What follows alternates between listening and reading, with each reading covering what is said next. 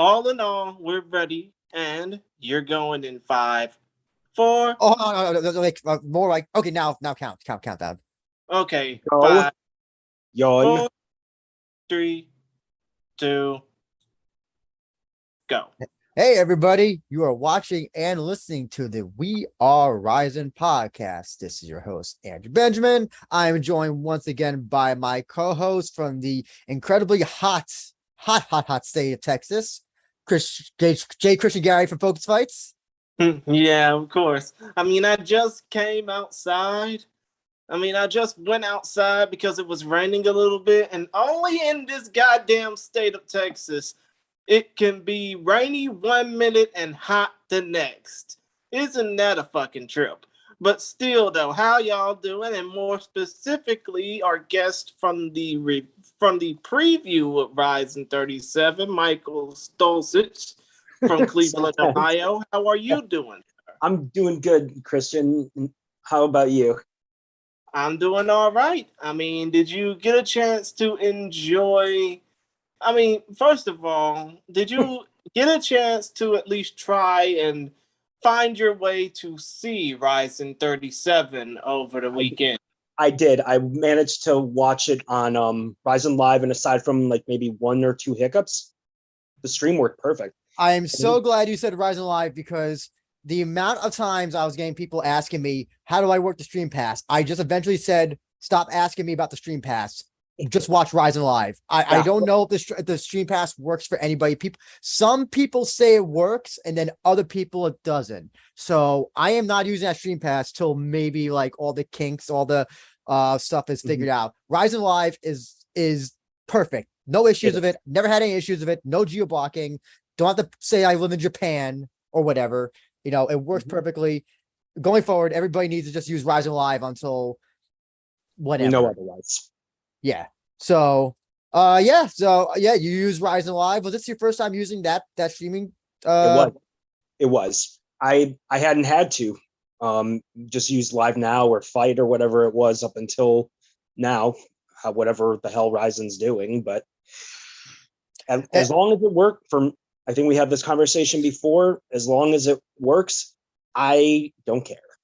Exactly. And so I got to ask, Michael, were you when you saw Damian Brown, Joe Ferraro doing commentary on social media, were you like, what? I can't say I was not surprised because, as you said, Rizin does stuff last minute. It's like, it's kind of a ritual with them at this point.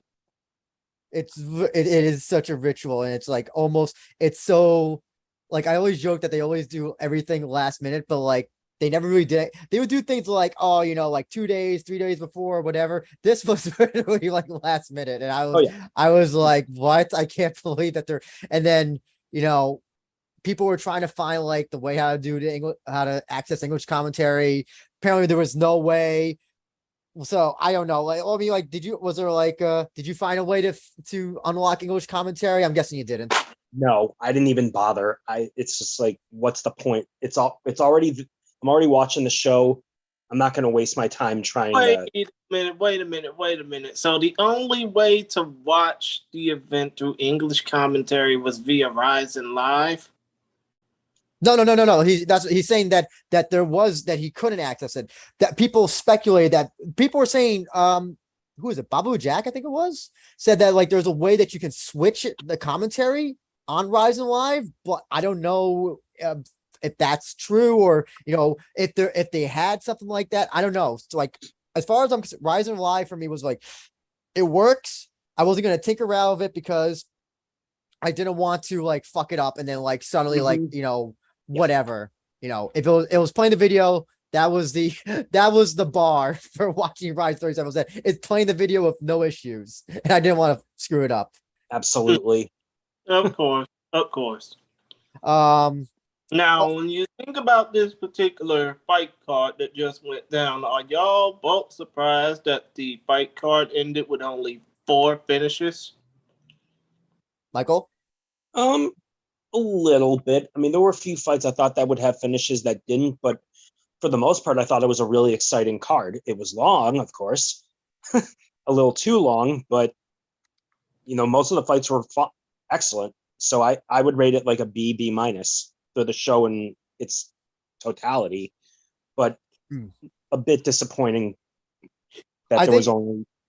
You bring up a good point, Michael. And CJ said this. CJ, who was actually at the show, apparently he was at the show. It was 7 hours. Oh, yeah, it was 7 hours. So it was 7 hours. I think it was like 7:20 if I saw the timestamp correctly, because I was watching the replay of Rizin live, because I actually didn't watch all the fights initially because I just got tired and I slept through a few of them because it's such a long card. I'll say this show felt longer than it probably like looked on. And here's the thing, this show had 2 canceled fights, yet this show did not seem to like, I don't know why. This show just seemed like it was gonna. This is like PFL level. Do you ever watch PFL? I do. I have. Those shows never seem like they're ever gonna end. They just go on forever. And Andrew, yep. I was gonna say it reminds me of, if you may not remember this card. It reminds me of the Genki Deska card from 2011, the New Year's Eve show from 2011, when Dream was collaborating with Inoki with IGF. That thing lasted forever. That show, which was my first introduction into Japanese combat sports, it was Dream, the Inoki Genome Federation, and K1 that collaborated together. Yes, and it just dragged forever. Yeah, and I don't want to sound like a very shitty joke, but I kind of figured that with no Fuji TV, they could kind of just like push this show through and not have to worry about commercials and syncing up with the television. But like the show like legitimately felt like overly long. Like, and this show definitely did not 7 hours long. I definitely, even with all the decisions, and I know.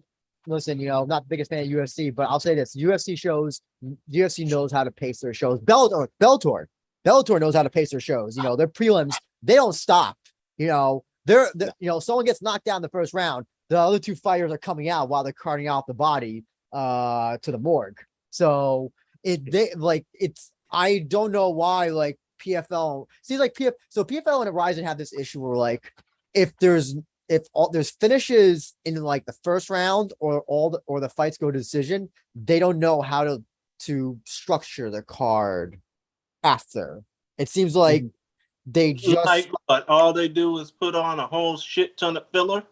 I don't know. It's not even filler. I don't know how to really describe it. Even it's they don't know how to like just keep the show going for whatever reason.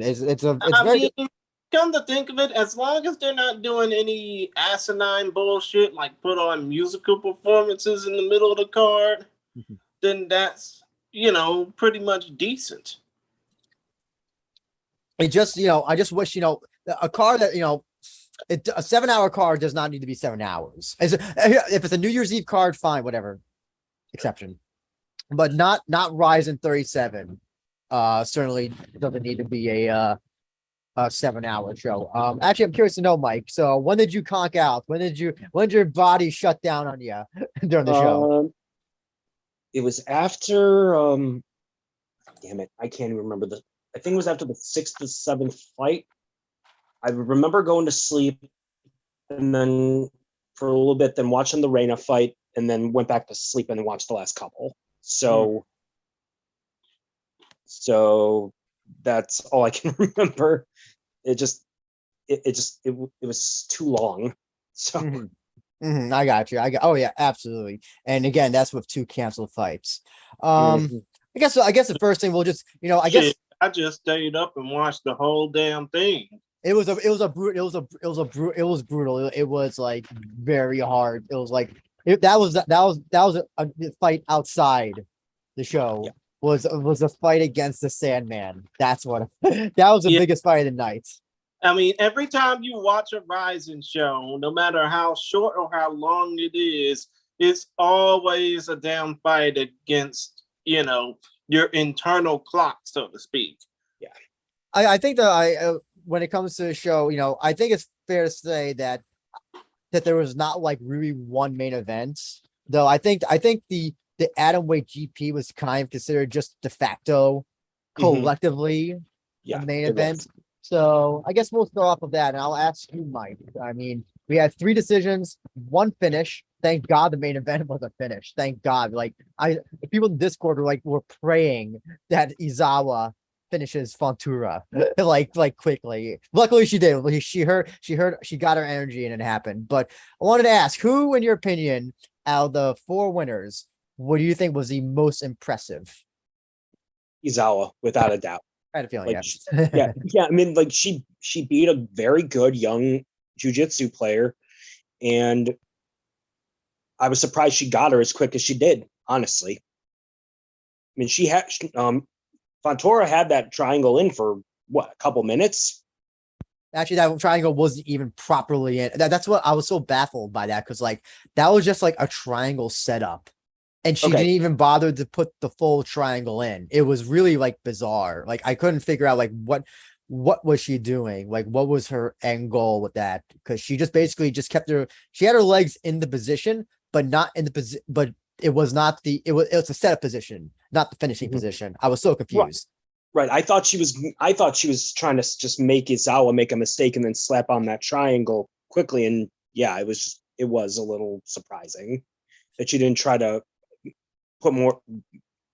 try to finish the submission. Was she afraid of giving up position? Maybe. No, that she couldn't have given up position. She had the legs crossed. She had the feet crossed. She had the setup in, and I don't know why she didn't bother to adjust and then slap on the triangle. It like for the finish. It was really like I was really like perplexed that like this purple belt did not recognize that. I don't know what else to say about Fontura. It's like, think she was disappointing? I think I'll say this. Other than the win, I think everybody but Izawa. I'll say okay.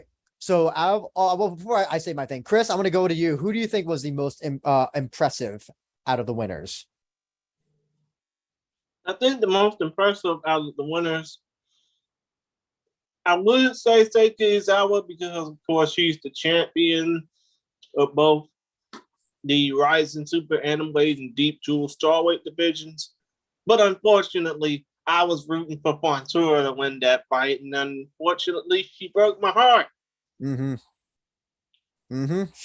I would have to say Siwoo Park got the more impressive win out of Kana Asakura, because if y'all basically watched the entire damn fight, all 15 minutes, Asakura felt, did y'all feel that Asakura felt out of it from the moment the bell rang? Absolutely. Mike, yeah, that was, she got dominated.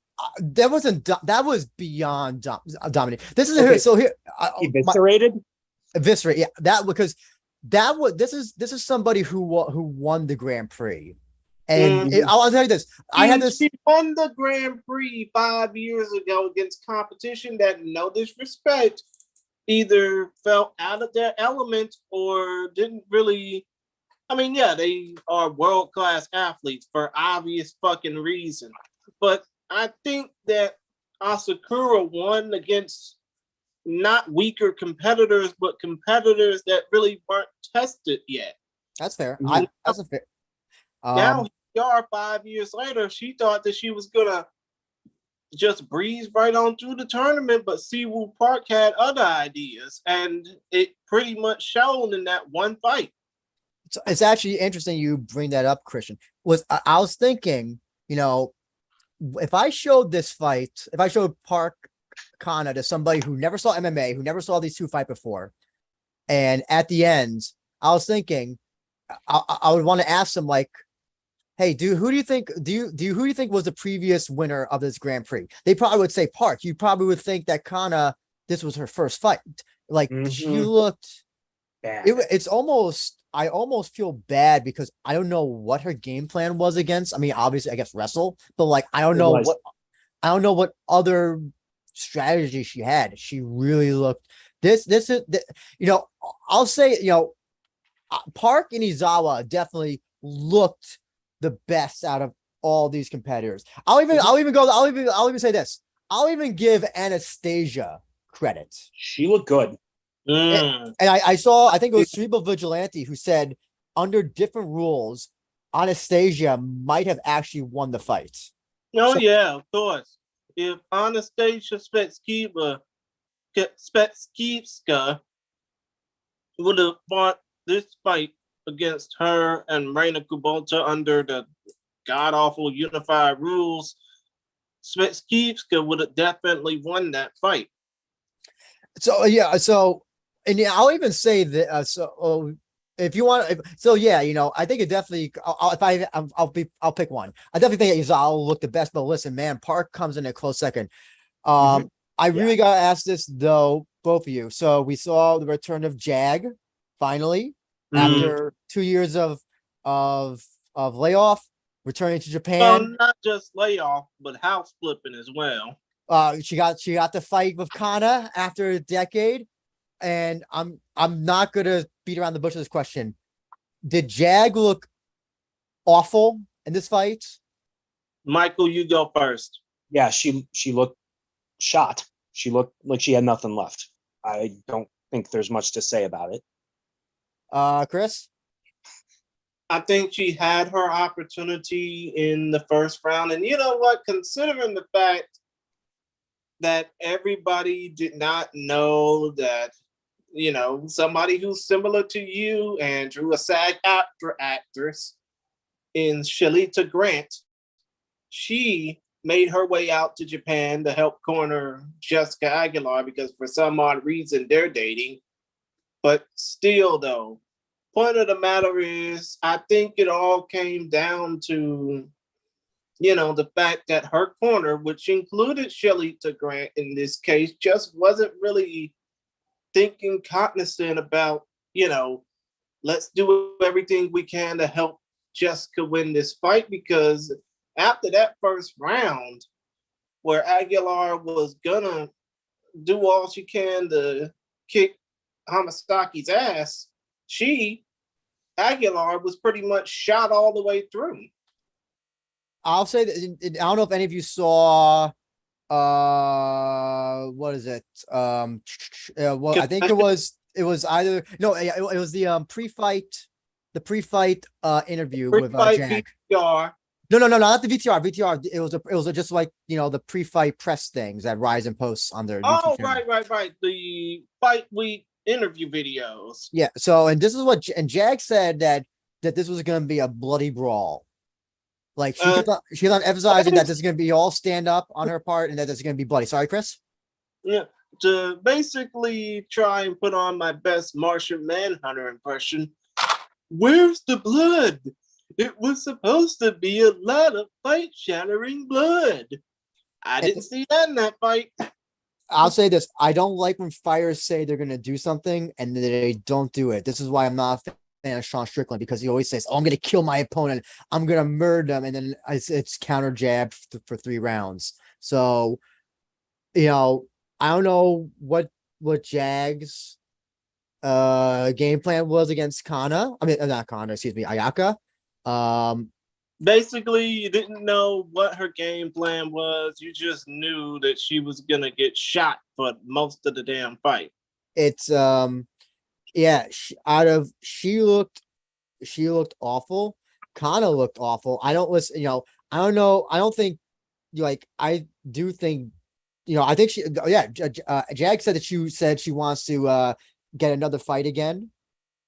I don't think that's based on this, I don't think that's smart.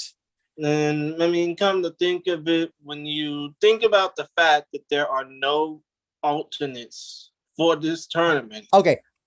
There should be only one alternate, and that is Fetskivska, because she, out of all the losers, out of the people who didn't win, she's the only one that actually looked good in defeat. Would you, can we all agree on that? Yep. 100%. Yeah. Of course. I wouldn't even say, put up against somebody. Just, have Rizin, ship her in, the day before the finals, whatever, she makes weight, and just stand by just in case. I think UFC does that a lot, where they'll have like a fighter stand by for like a championship fight or something. Yeah, do that. But think of it, Andrew. Let's just say if Spetskivka doesn't face off against one of the other losers from the from the three other quarterfinal bouts, either Fontour, who is now ranked in the top 15 of atomweight fighters in the world, by the way, either Fontour, Aguilar, or Kana. Who would you suppose that Anastasia would face off against? Because I really don't see anybody else domestically in Japan willing to face off against somebody like her unless their name is Saori Oshima. Well, it's actually funny you bring that up. Though. I'm gonna read. We got our boy Daniel from Poland, Daniel Józebecki. Daniel Józebecki.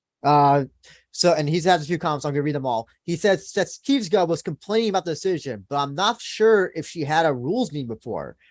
I would hope that they definitely included her in the rules meeting. They should. But whether she was paying attention, though, that's a different story. You'd be surprised. A lot of fighters don't pay attention to the rules during the rules meeting. I that's what I've been told. Obviously, it's Rizin rules. The only things they know how not to do is don't crowd the rope and don't headbutt. Yeah.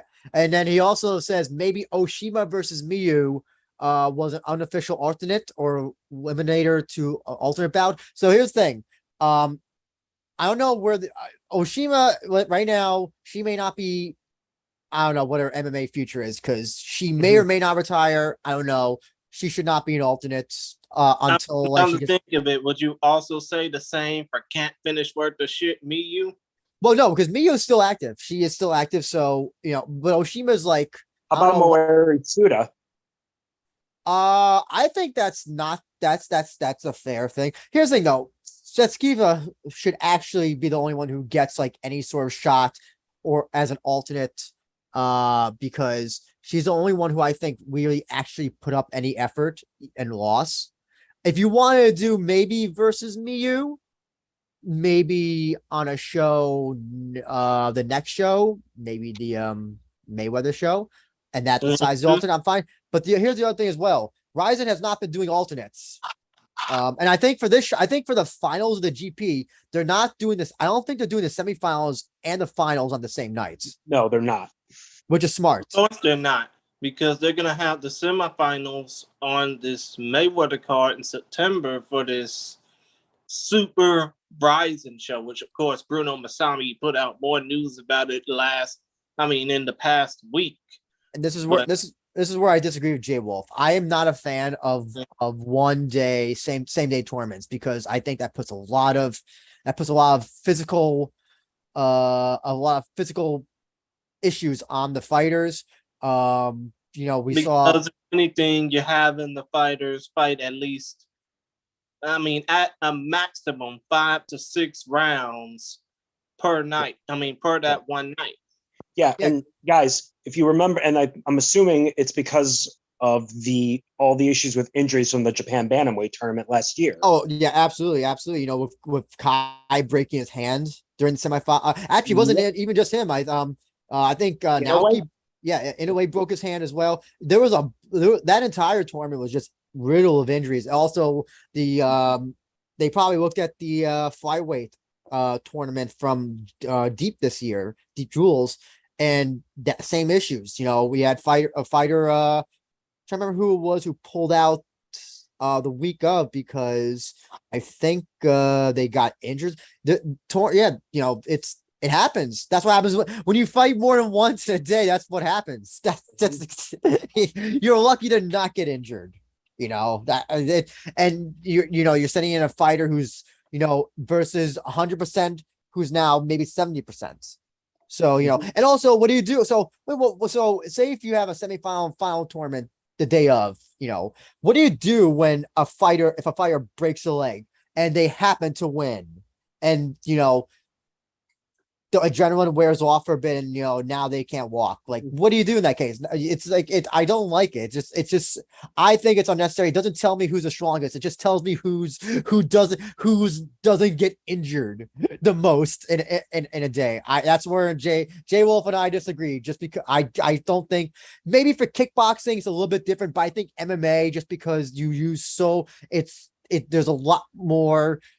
There's a lot more ways to get injured. I think that's why I don't like one day tournaments. And it really, yeah, I'm glad that they're doing. Also, here's the other thing as well. From promotion wise, you can build up the tournament from the semifinals. Yeah. So let's say Reina and Ayaka when at the Mayweather show, you can now have months of build up Yeah. to that fight, and then people Absolutely. get interested. People buy tickets. Alternatively, though, if you have a finals that sucks and nobody wants to see, let's just say it's, I don't know, let's just say if it happened to be Siwoo Park versus Anastasia Zawa 2.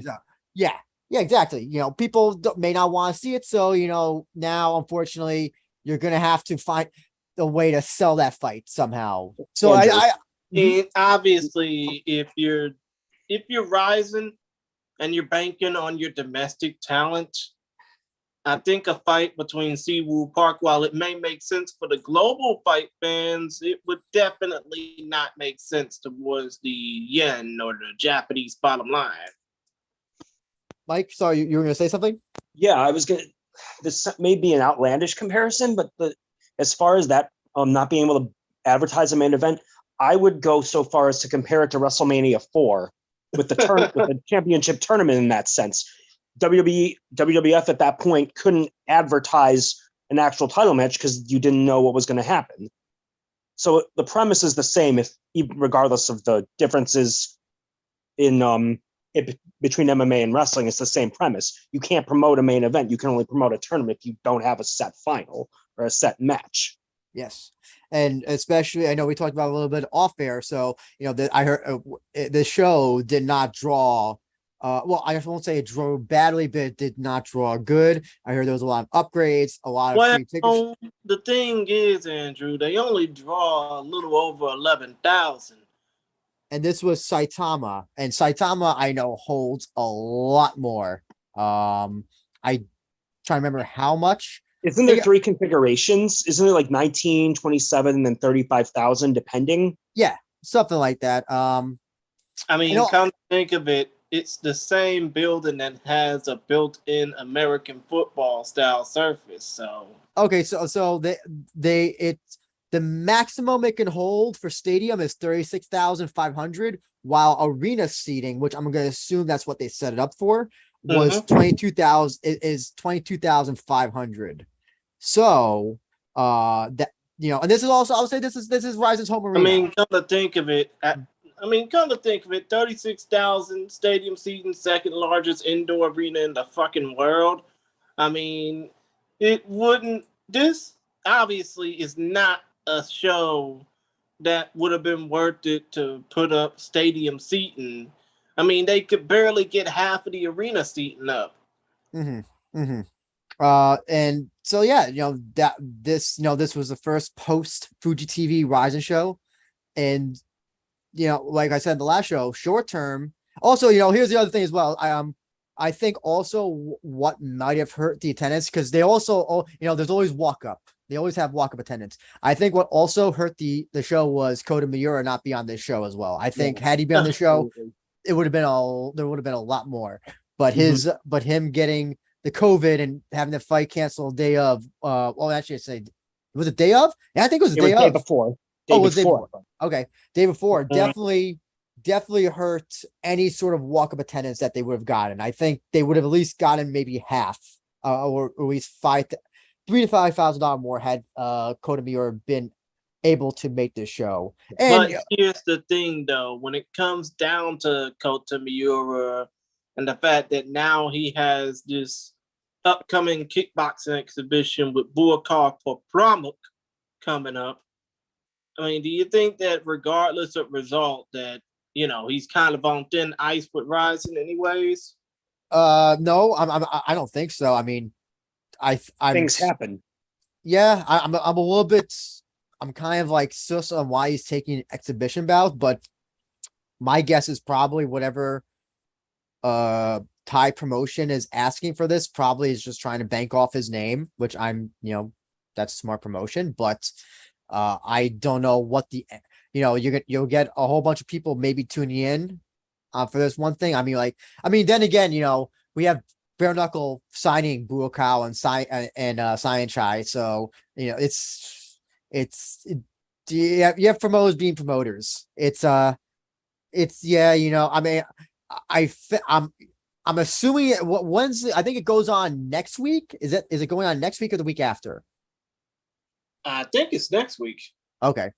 Yeah, I mean, here's the other thing as well. He says he's having neck issues.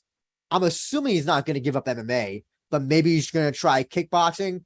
I don't know. Maybe sometime down the line he could have like the match equivalent in kickboxing. Maybe this is his way of seeing what this world's like. I don't know. And then the other thing, I don't care about this fight because I also don't know what the rules are. I don't know about that because with his current social media standing, I don't even think he's worthy of selling out, Corcoran Hall rather than selling out, the fucking Tokyo Dome. I don't know. I don't know what the rules are of this fight as well. So I really don't care until I learn about the rules, which we probably won't know of until the week of. Or if there are rules out there, I don't know, and I just don't care about. But let's go back to the Atomweight Grand Prix, and I want to ask each of you. So semifinals they're going to decide, but I think it's fair to say that they're not going to do Reina versus Ayaka. How would you do the matchups? What would you do for the semifinals matchup? And I'll go with you, Michael. I would go with Rena versus Izawa and Siwoo Park against Ayaka Hamasaki because they're fresh matches. And they're both intriguing style-wise. It's strikers versus grapplers. And I'd be really interested to see Park versus Ayaka in particular, because Hamasaki's a better grappler than Kana is, and it would be a real test for Siwoo Park. I see. Okay. How about you, Chris? I agree with you on that, Michael, because if you think about it, if you have Siwoo Park taking on Reina Kubota again and Ayaka Hamasaki versus Seiki Izawa again, the results are very much predictable. Mm-hmm. So I think having those fresh matchups would definitely make a whole hell of a lot of sense, especially considering, if you have Reina versus Ayaka in the finals, it would definitely be well worth Rizin's bankroll. If you have Izawa versus Siwoo Park in the finals, it would definitely be big for Shigeru Seiki, the guy behind Deep and Deep Jewels. Basically it would put him on a pedestal because those are two of his stars.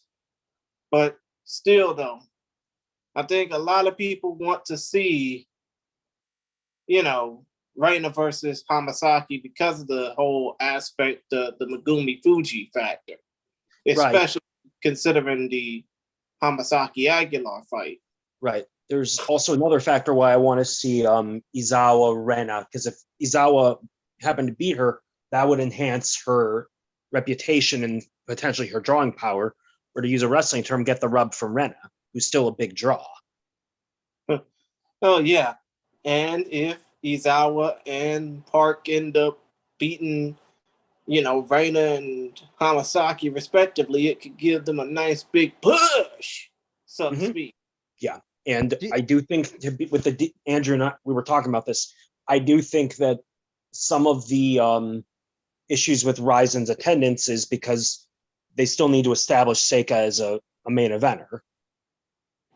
Maybe I'm wrong on that. What could be more of what the hell could be more main eventing than beating somebody who's supposed to be, the second coming of the Gracies on the last card, on the most recent card? It means that people weren't buying Fontoura as a legitimate threat, maybe. Well, also don't forget that was not supposed to be the original main event. It was supposed to be, I think it was supposed to be Inoue versus Takezawa, but that fight got canceled. And I'm surprised, I guess Rizin didn't want to give Takezawa another fight. Not to say that he would have been the main event had they booked somebody else, but I think they were banking on Naoki being the main event.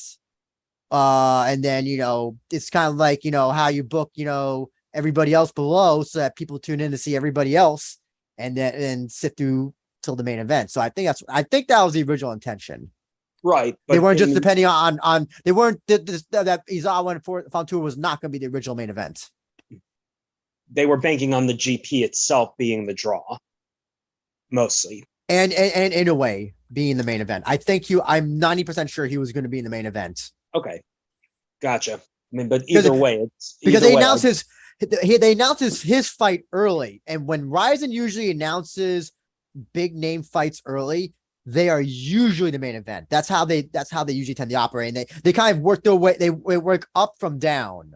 So they start up and then they start slowly trick out the fights that are gonna be on the undercard. Mm-hmm. Yeah, I gotcha. Yeah, it was just a thought. No, it's an interesting thought, and I think the other thing is that because we're seeing a new generation of atom weights as well. That's the other thing as well. Before it was dominated by people like Kana, people like Reina, and Ayaka. And so we have a new generation who are coming in from deep jewels. Not a lot of exposure.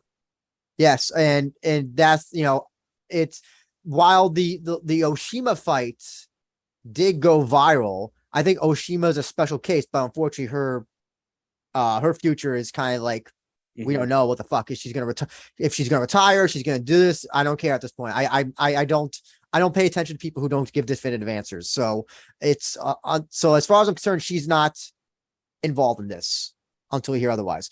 So right now you have Izawa, who's her only thing before Rizin, all she fought in was deep and deep jewels. Siwoo Park, same thing. You have these fighters who didn't really fight on a big stage or fight really notable people until they came to Rizin. So, and the other issue is also if you want these people to be, stars for your promotion, you're going to need an outlet for people to find out about them. And not everybody's going to tune into Rizin Live. Not everybody's going to turn into Rizin Street Pass. That's why the Fuji TV deal or some sort of outlet is important to have. I would even say put the full fights on YouTube, but we're getting fights that are only the first, second round. We're only getting bits and pieces of the fights because I seen the Johnny Case Koji Takeda fight on YouTube late last night, and they only posted the first 2 rounds. And that's Oh, sorry, Chris, go ahead. Yeah, they only posted the first 2 rounds, and in order to see the third, we gotta pay for Rizin Stream Pass. Yeah, so and that Rizin does not have the luxury that like UFC does to just say, hey, this is what we're showing, and you're gonna watch it. Because UFC has that. Rizin does not have that, not even in Japan, and even less so now because they're not on television. So they need to be more open. They need to get people to discover these new people through ways that doesn't involve a paywall. And especially because also atomweight, because the thing about they're the only major promotion that does atomweight. UFC doesn't do atomweight, Bellator doesn't do atomweight, PFL doesn't do atomweight. They're the only major promotion that does. So there's a division that nobody knows about. I'm pretty sure. I mean, obviously you can say that, but wouldn't you also call Invicta a major promotion as well? No. Nobody knows what. No, not at all. Mike, at this point. That's not an insult to them, but that's just a fact of life. Nobody knows what Invicta is outside of hardcores. Exactly. Yeah. Like extreme hardcores. Hardcores. Yeah. No, absolutely not. So that's not an insult to the fighters or the people that run it. That's just how it is. I would bet I can ask 10 people on the street if they know what Combate Americas is, and I would bet I would be able to have one person. And I'll get 0 who know Invicta. I mean, come to think of it, you would probably want to ask the same people on those New York streets who was Julian DeCourcy, and they probably would give you a blank stare. Yeah, they'll think I'm an alien. I have a question for I'll ask both of you this. Is there any justification to make the semifinals rematches in Siwoo Park, Reina, and Ayaka Izawa. Mike, I'll ask you: is there any justification or Not no? really. I don't Okay. think so because I think you, with the lack of gate for this show, I think you need to put some fresh matches. And I think new generation versus the current generation of Rena against Seika Izawa, I think will sell. I just think you need to build it up properly as much as you can, even without TV. In Okay. best case scenario, you reestablish Rena as the best in that division, or Seika gets another pelt, for lack of a better term, on their way to stardom. But you got to build one of them. You got to build one of them up. One of them up. Chris, I'll pose the same question to you. Any justification in doing those rematches in the semifinals? I agree with Michael because you have to have fresh matchups in order to make, in order to make a good bottom line. You don't want to give the same predictable rematches over and over again. Otherwise, people gonna think you hitting the well one too many times. Do you, so what right now? What do you think? Out of the four people that advanced, what is the final that you want to see so far? Mike? I would like to see Rena versus Ayaka. Just that story with them being training partners and friends sells itself. I will say I would, if they got Izawa against Park in a rematch under Rizin rules as opposed to Deep, that would be intriguing too because it's the new generation. That would be interesting. And then no one comes to the show at all. Everybody No, stays home. You just have to augment it with a really strong undercard. Oh yeah. Listen, I like business wise, like you said, Reina Ayaka is the best. I'll take a step first. Having Reina in the finals, regardless, probably is the best financial scenario, but the bestest, if that's a word, it would be Ayaka and Reina. Chris, for you, what would be the ideal finals for you? Oh, it's easy. Reina versus Hamasaki. But that is the overall favorite matchup that people want to see. And yeah, while people were basically going to shit on the fact that if Park versus Izawa happens, there's not going to be that much of a good attendance, especially for a New Year's Eve show. But I do think that if that fight were to happen, I mean, not only will you'll have a lot of build up from Rizin, but you'll also have a lot of build up from Deep Jewels as well. Here's the last question I'm gonna ask. Kana Azakura, I'm curious to know what would you do with her next, Michael, based on this fight? Like, what is potentially next for her? Tough question. If she doesn't retire, because isn't the rumor out of Japan she wants to retire? She wanted to retire if she wanted to start a family. Yeah, listen, I don't buy Reina said she was gonna retire like 5 times or something. Like I don't buy that shit until like someone dies. It's like, I don't believe Ric Flair is even retired at this point. We're gonna get the last match too. Oh, the last match tour. I feel like. Come to think of it, like the Great American Bash back in the day. I mean, come to think of it, Ric Flair's supposed to be wrestling in Puerto Rico tonight, so who knows? Oh my! See right there. See, that'll do his last match. Of course. See, I told you. So, okay. So let's just say she's not going to retire. What I'm curious, you're saying, what if Saori Yoshima retires? No. Kana. Oh, what if Kana Asakura retires? Yeah. So I'll go to you in a second, Christian. But Mike, if she doesn't retire, like, what do you think? What can you do with her next? Because I feel like, and I said this, I think in our previous shows, that she has not looked the same. She's definitely like her output has gone down for somebody who I was legitimately like the top of her division at one point. I would say if you want to keep her because she's a name and she draws somewhat, right? Yes. She out of all the women, she does have the highest YouTube channel followers, I believe. Okay. So and I think I mentioned this, or I think I suggested this. Would she be able to maybe make another weight class for her? Like the only other one would be microweight, which I don't know if Rise is interested in doing. I'm just saying, like, that would be my suggestion if they want to keep her, relevant, because clearly she can't beat the top fighters at super atomweight anymore. That's obvious. If you want, I don't think that's an unfeasible idea. I think it's an interesting idea. I can't think of anything. I can't think of what else you do with her, because she's lost to Oshima, she's lost to Miyu, she lost to Hamasaki twice, she's lost to Park. I don't see, outside of maybe a Rena rematch, what you really can do. Maybe I'll say this: I think Reina beats Kana now. I agree. I agree.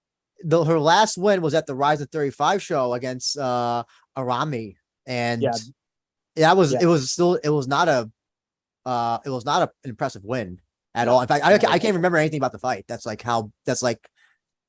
how much like I remember about like that fight going. Yeah, she grinded on the decision. Yeah, which is fine against people you can do it against, but clearly she can't. She can't do it against people like Park. I don't think she could do it against somebody like Reina. I don't think she definitely couldn't do it against Hamazaki. No.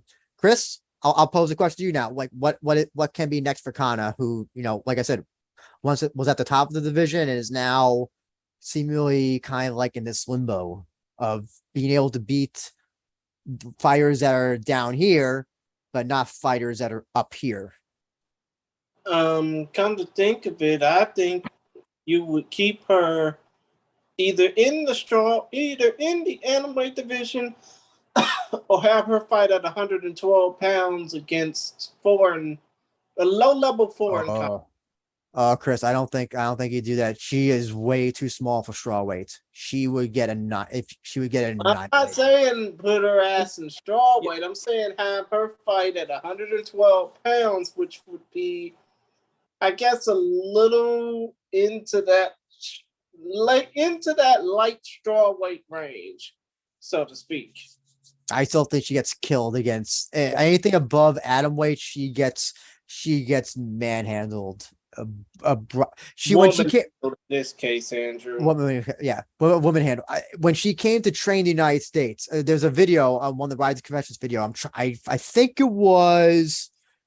Oh God, I forgot which fight it was before, but she came to train in I think you said where McFarlane trains? I think it was where Alimale McFarlane and Angela Overkill Hill trained. Yes, thank you. And I remember in the Confessions video, she said everybody here is so big and so strong, and that's against. Come to think of it, you would have to say it was before the half pint Zapatella fight, right? I think it was. But so okay, like McFarlane is flyweight, and she's saying like, she's saying like all these people are what's Angela Hill? Is she also flyweight? Strawweight. Okay, she's strawweight. Okay, so that's closer. So strawweight, and she's saying that someone like Angela Hill is so much bigger and stronger at strawweight. She kind of can't do strawweight at all. She will get mauled and annihilated at that division. Yeah, hence my suggestion of microweight if they want to, keep her relevant. Yeah, or you make her you go the Sean O'Malley route and just feed her really low level opponents for her tenure, and you just bank on her name. I don't know if to think of it, that's my suggestion. Have her go the Sean O'Malley route. But I don't think you can do that at straw. I think even a low level fighter at strawweight can potentially beat her. So come to think of it, would you say that even though Laura Fontoura is ranked in the top 15 in the atomweight division, would you say that she's low level? After seeing her against the way how she fought Izawa, I would almost say yes. And also I didn't the fact that she struggled with Andy Nguyen was like I think I would have to categorize Fontoura as a low level atom weight. I'll say that low level atom weight. I don't know how she is a straw weight. Maybe she's better at straw weight, but definitely low level atom weight at this stage. And I wouldn't even have any interest in seeing those two fight. Yeah, it's this is Kana clearly has a ceiling, and her ceiling. I don't know if she's going to be able to get around that ceiling at this point. I think I think she has not caught up. Everybody, other people have gone forward, like Reina, and then you have people like Izawa, obviously, and all that. So I think Kana is, I guess you could say, was yesterday's news, unfortunately. And so. Yeah, so but we'll continue on with Rizin 37. I guess we'll talk about Tokoro and Shinryu next. My graphic is not come to think of it, are we going down the card, or are we basically just going by interest level? Oh no, I'm going by down the card. I don't know why my background is not working. I still have the Atomweight Grand Prix, but whatever. Okay. We'll talk about Shinryu. Obviously, we can go ahead and talk about Makoto Shinryu Takahashi defeating the human octopus. By the way, Christian, you're the only person that calls him Makoto Takahashi. Like, nobody else calls him that. You're the only person who calls him that. I mean, come to think of it, you gotta match the actual name with the nickname, right? No. He goes like Makoto Shinryu. And then well, here's the thing, though. If Takahashi ever ends up fighting in the States, they're gonna call him Makoto Shinryu Takahashi regardless. I hope not. He said he doesn't like to go by Takahashi because there's 1,000 Makoto Takahashis. So when people look him up, that's why he goes by Makoto Shinryu. Understood. Much easier name to find. But I'm just saying right now, if he ends up fighting in the States down the line, he's gonna go by that particular name. That is his goal. That is his goal, is to fight in UFC. So maybe you're right. We'll have to take a bet on it someday. What name he goes by. We're gonna have to basically jot this podcast down as a moment in time.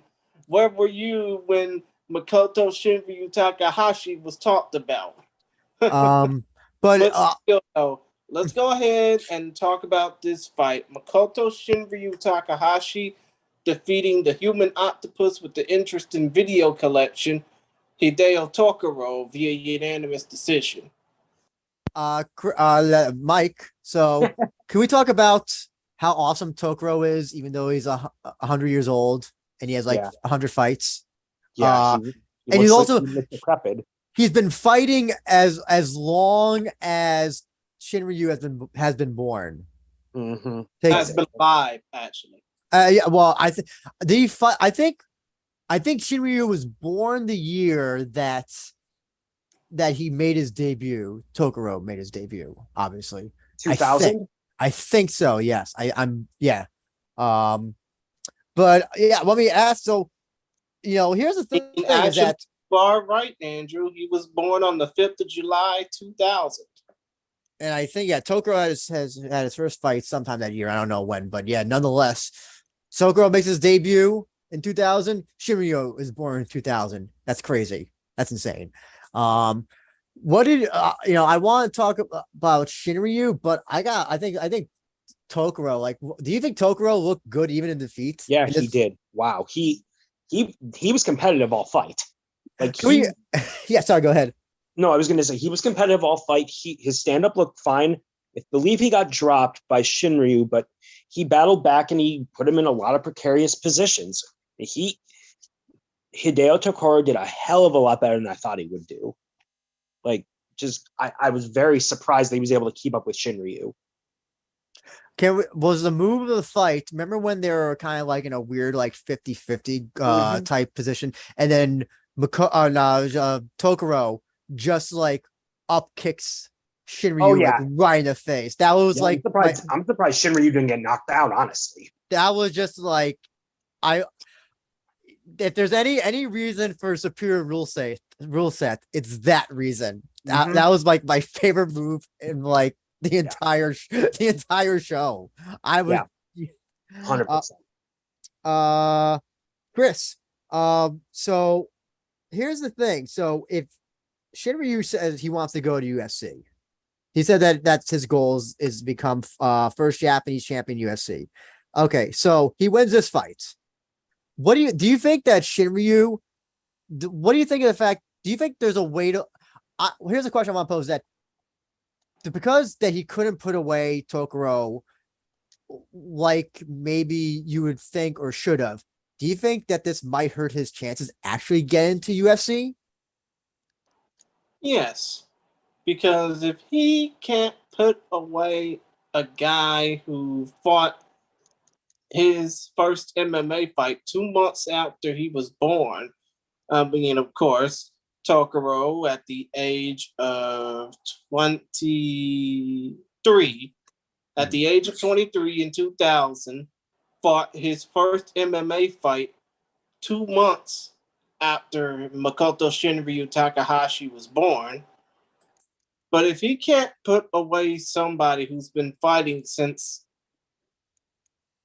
this boy was 2 months old, Makoto was, I mean, how the hell do you think he even gonna get into the UFC in the first place? He needs to start racking up some finishes in order to even get the UFC's interest. Yep.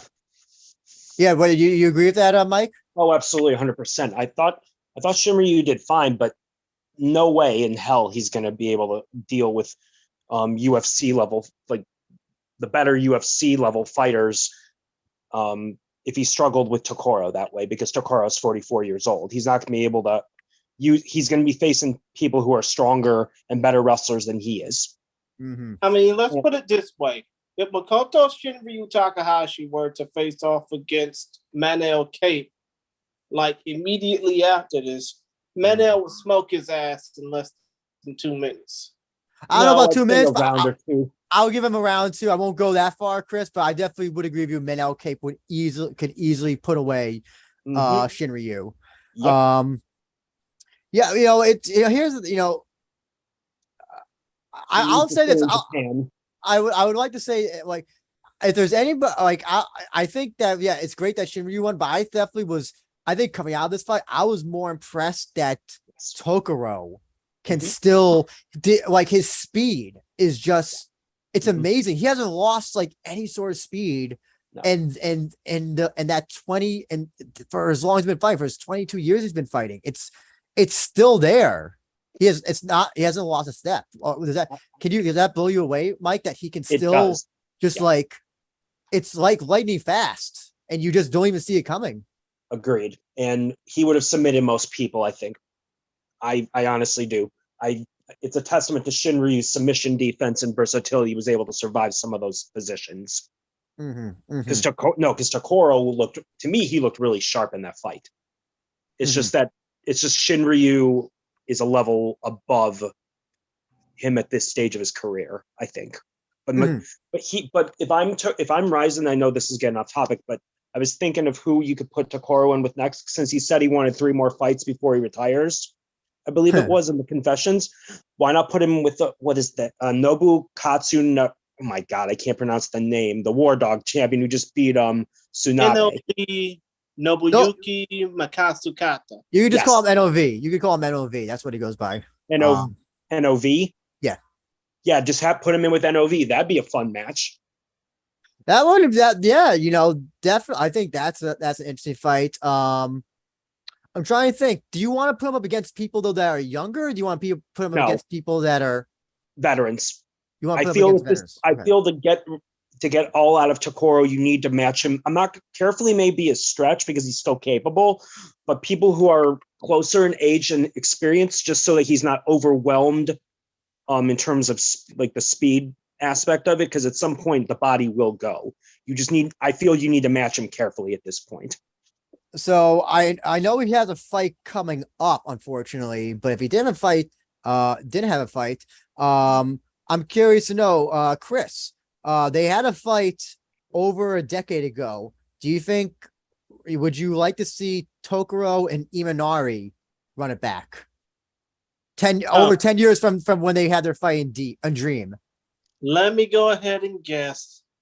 Who and when does Masakazu Imanari have a fight against? It's in Deep. It's against Ashida, Takahiro Ashida. I think it's. Oh, splendid. I thought it was that damn one championship. Because he was winning a grappling match, right?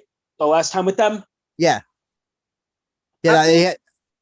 Come to think of it, a fight between either Ashida or Imanari would be, I wouldn't do Ashida. Ashida's way too big for Tokoro. Absolutely. Oh, okay. Come to think of it, Tokoro's fought bigger opponents before, but still, though. Lightweight. But still, though, when it comes down to Tokoro versus Imanari, I think it would be cool to see a nice little submission battle in an MMA ring, obviously. Mm-hmm. What about for shits and giggles? What about if you remember he had the awesome match against Nakamura in Dream? I forgot which Dream it was. 2008. Yeah. Oh, 2000. Oh my god, that's nice Nakamura? Yeah. Yeah. Tokoro Nakamura was on New Year's Eve in 2008 when Sakuraba fought Tamura. Oh, right. It was Dynamite 2008. Okay, yeah. How about that? Does that interest you at all, or is it kind of like, do you want to see Kai Nakamura climb up the featherweight rankings? Come to think of it, it would interest Johan Yusuf, our friend from Malaysia, but it would definitely, it would be a little lost on even the non-Japanese MMA fan, especially those who didn't really follow Deep or, all those Dynamite events that happened on New Year's Eve back in the day. Mm-hmm. Right. Yeah. But for Tokoro, like I said, I think he should stay at flyweight. I think he's good at this. Clearly, he's good at this weight. And like I said, I just think you need to match him carefully with veterans, like whether it's Nakasu NOV or if you want to build someone up, maybe putting him in with Takaki Soya.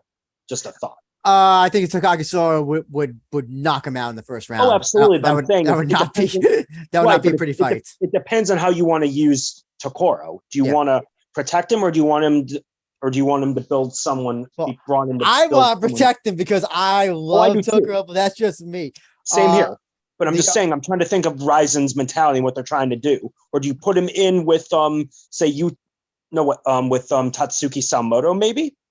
Well, also about flyweight as well. You bring up an interesting point, Chris, because CJ, who was at the hotel, that I guess a lot of the Rizin fighters were staying at, said that Tokoro before the weigh-ins looked like death. He said he looked awful. That's what CJ said. So I don't know if he wants to take a flyweight. Well, here's the other thing as well. So if you were talking about if you want to talk about building up, I don't know if they want to do Masoni versus Kota Miura. What about Miura and Tokoro? No, absolutely not. Now, why? I think if anything, you would much rather give Tokoro one last gimme fight against Masoni. Yeah. No, wait. Tokoro against Masoni. I wouldn't do that. I think. I would.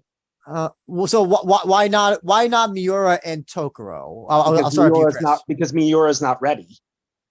Yeah, of course Miura's not ready. The dude only has one fight. But here's the thing: they were going to put up against Felipe Masoni. They were, and that would be understandable.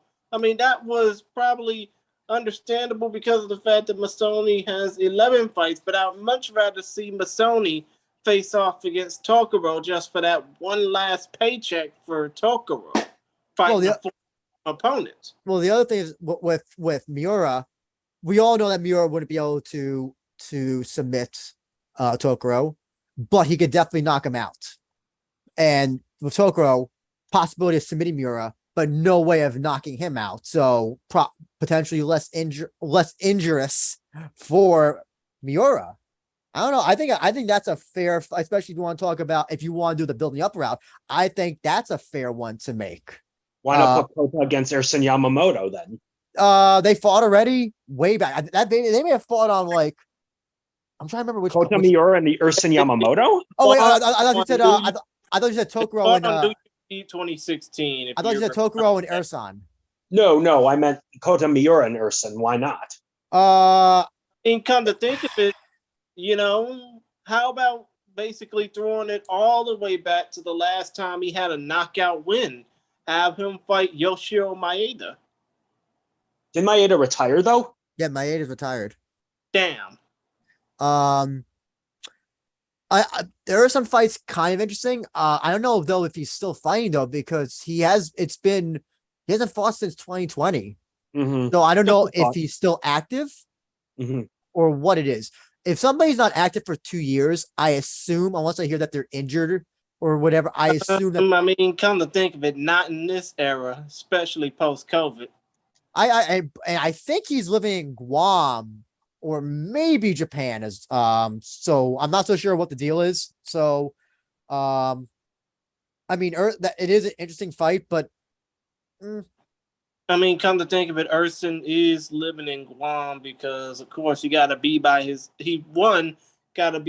mother's side, and 2, got to be by his wife and child side. So just quickly, let's just say if excuse me, Makoto does not go to UFC. Let's just say they say we're not interested. If you're Rizin, what would like to do with him next, Mike?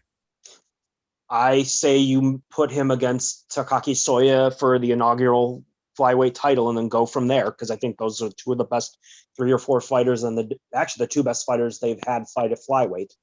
So I think it'd be a good start, especially because most of that roster, like Ryuya Fukuda is going to be who's pretty damn good, is going to be involved in the deep GP. So I feel like those are the 2 logical choices, 2 with the biggest upside as far as drawing power, especially with Soya's story and Shinryu being, I think, the best flyweight in Japan. So I think it's a logical choice because, like, you can build up a flyweight title fight. And as I said, with the flyweight GP and deep, it's not like the roster is super deep, right? It's not like they have a ton of options. Not pun intended. Yes, I got it immediately. But come to think of it, Michael, I have to agree with you, but I'm going to take it a step further. Okay. Makoto Shinryu Takahashi face off against the winner of the Deep Grand Prix, whoever it may be. The one thing I would say is if that's going to be over, isn't it supposed to be over next year sometime? That Deep Flyweight Grand Prix? Because if so, then I wouldn't know. I wish I would tell you. Okay, because if that's the case, then yeah, I could go with that. But if not, because I thought I had read that it was going to be into next year, I would go with Soya. Oh, okay. When it comes to the the flyweight GP, I think that they were trying to bank on Shinryu not wanting to go to UFC and maybe trying to build it around him. Unfortunately, I don't like. Do they even bother with caring about flyweight at this point now that he's? I do. I think you can build that division around Takaki Soya because I think he's pretty damn good and his story's inspirational and pretty amazing. And he's really talented. And like I said, he's really talented. Oh, he absolutely is. He absolutely is. But now they would have to be starting from scratch at this point, unfortunately. And do they want to do that? I don't know. Sorry, Mike, go ahead. I would. I mean, it's not like flyweights would be that expensive to build up. It wouldn't be that expensive to try and build up that division with new faces or build around him. You're right. You're absolutely right. The question is the other issue is that it seems like that UFC now you have to compete against UFC because at one point UFC was not interested in flyweights. Now they seemingly are. I don't know why, but they've changed that mind. So the problem is now when you build up, once you get a flyweight, the possibility of them going to UFC is very, very high at this point. Then you just got to take that risk. And number 2, and also UFC can't sign everyone. I know that the yen's, from what you told me, the yen was devalued, but UFC won't be able to sign every single Japanese fighter. No, you're right. You're right. They won't be able to sign everyone, but with the whole road to UFC thing that's going on now, Dana White Contender Series, and the yen being, you're having all these, all these things that are like if you have all these outlets where a top fighter from around the world can come in to Rizin, possibly to challenge Makoto Shinryu Takahashi. but you're also having like all these you're having like what do you call it? All these elements that are working against Rizin. Right. But at the same time, you got to do your best with what the hand you're given. And I feel that, like I said, you're not going to be able to they're not, UFC's not going to, or Bellator for that matter, won't be able, if they have a flyweight division, I'm not 100% sure. They don't. They've tried. Okay. But they won't be able, like I said, UFC only has a finite amount of roster spots, especially at flyweight. They're not going to be able to sign everyone. You're just going to have to do your best and scout. You know what? Come to think of it, I just realized something. You're saying, Michael, that the UFC only has a few roster spots when it comes down to especially a division that they damn near purged in the flyweight division a few years ago. How about when it comes to that potential first Rizin flyweight title bout? How about having Makoto Shinryu Takahashi versus Rogelio Bontohin, who just left the UFC? I mean, it's possible. By all means, if Makoto Shinryu is going to stay in Rizin for a little while, and I think he should, because he's clearly not ready to fight to go into the UFC against the higher level of competition, like the higher echelon, the upper echelon of that division. I think absolutely that would be a good litmus test for him. If they're not going to go with Soya or the winner of the deep flyweight GP, depending on the timing of it. Sorry to interrupt, gentlemen, but we gotta move on. Flyweight. I'm sure that flyweight will be a big talking point once this GP and deep happens. I think it's gonna. We'll definitely there'll be a lot more talk when that happens. Yeah, but now we gotta move on to a fight where I really would have expected a hell of a lot more from Johnny Case than what he actually put on, as Koji Takeda defeated him via unanimous decision. Now, before we even get to, talking about the key points of this fight, where Johnny Case fell off, I mean, Andrew, I just got to ask, considering the fact that I interviewed Johnny Case for my podcast, I mean, if you knew that he was going to go into this fight looking as bad as he was, would you have wanted to, gotten a chance to talk to him before I did? Well, yeah. Now I also want to let you know, I don't know if any of you saw this, but Johnny Case in his post-fight interview says that I think he said he thought he broke maybe a rib or two during this fight, which could explain maybe his performance. His lethargic performance. Yeah. And if it being lethargic would definitely explain that. No, this was definitely I can understand him losing to Tofik. I can understand him losing to Satoshi the second time. But losing to Takeda, who Takeda is a fine fighter. I just didn't think he was at Johnny Case's level. By all accounts, Johnny Case should have had this fight in the bag. But Chris, like you said, I figured Johnny Case was very confident talking to you about this fight, and I'm pretty sure it would have been confident to me if I had the chance to speak to him. But yeah, whatever reason it's this, ribs or not, he got outworked. To quote the Christian shirt from AEW, he outworked everyone. In this case, he outworked Johnny Case. He outworked Johnny Case, and all he needed to do was stop being a Ganguro boy and get off the damn tanning bed. Mike, don't ask me how I know what Ganguro. Don't ask me how I know what Ganguro means. Don't ask. Please. I know Gangrel.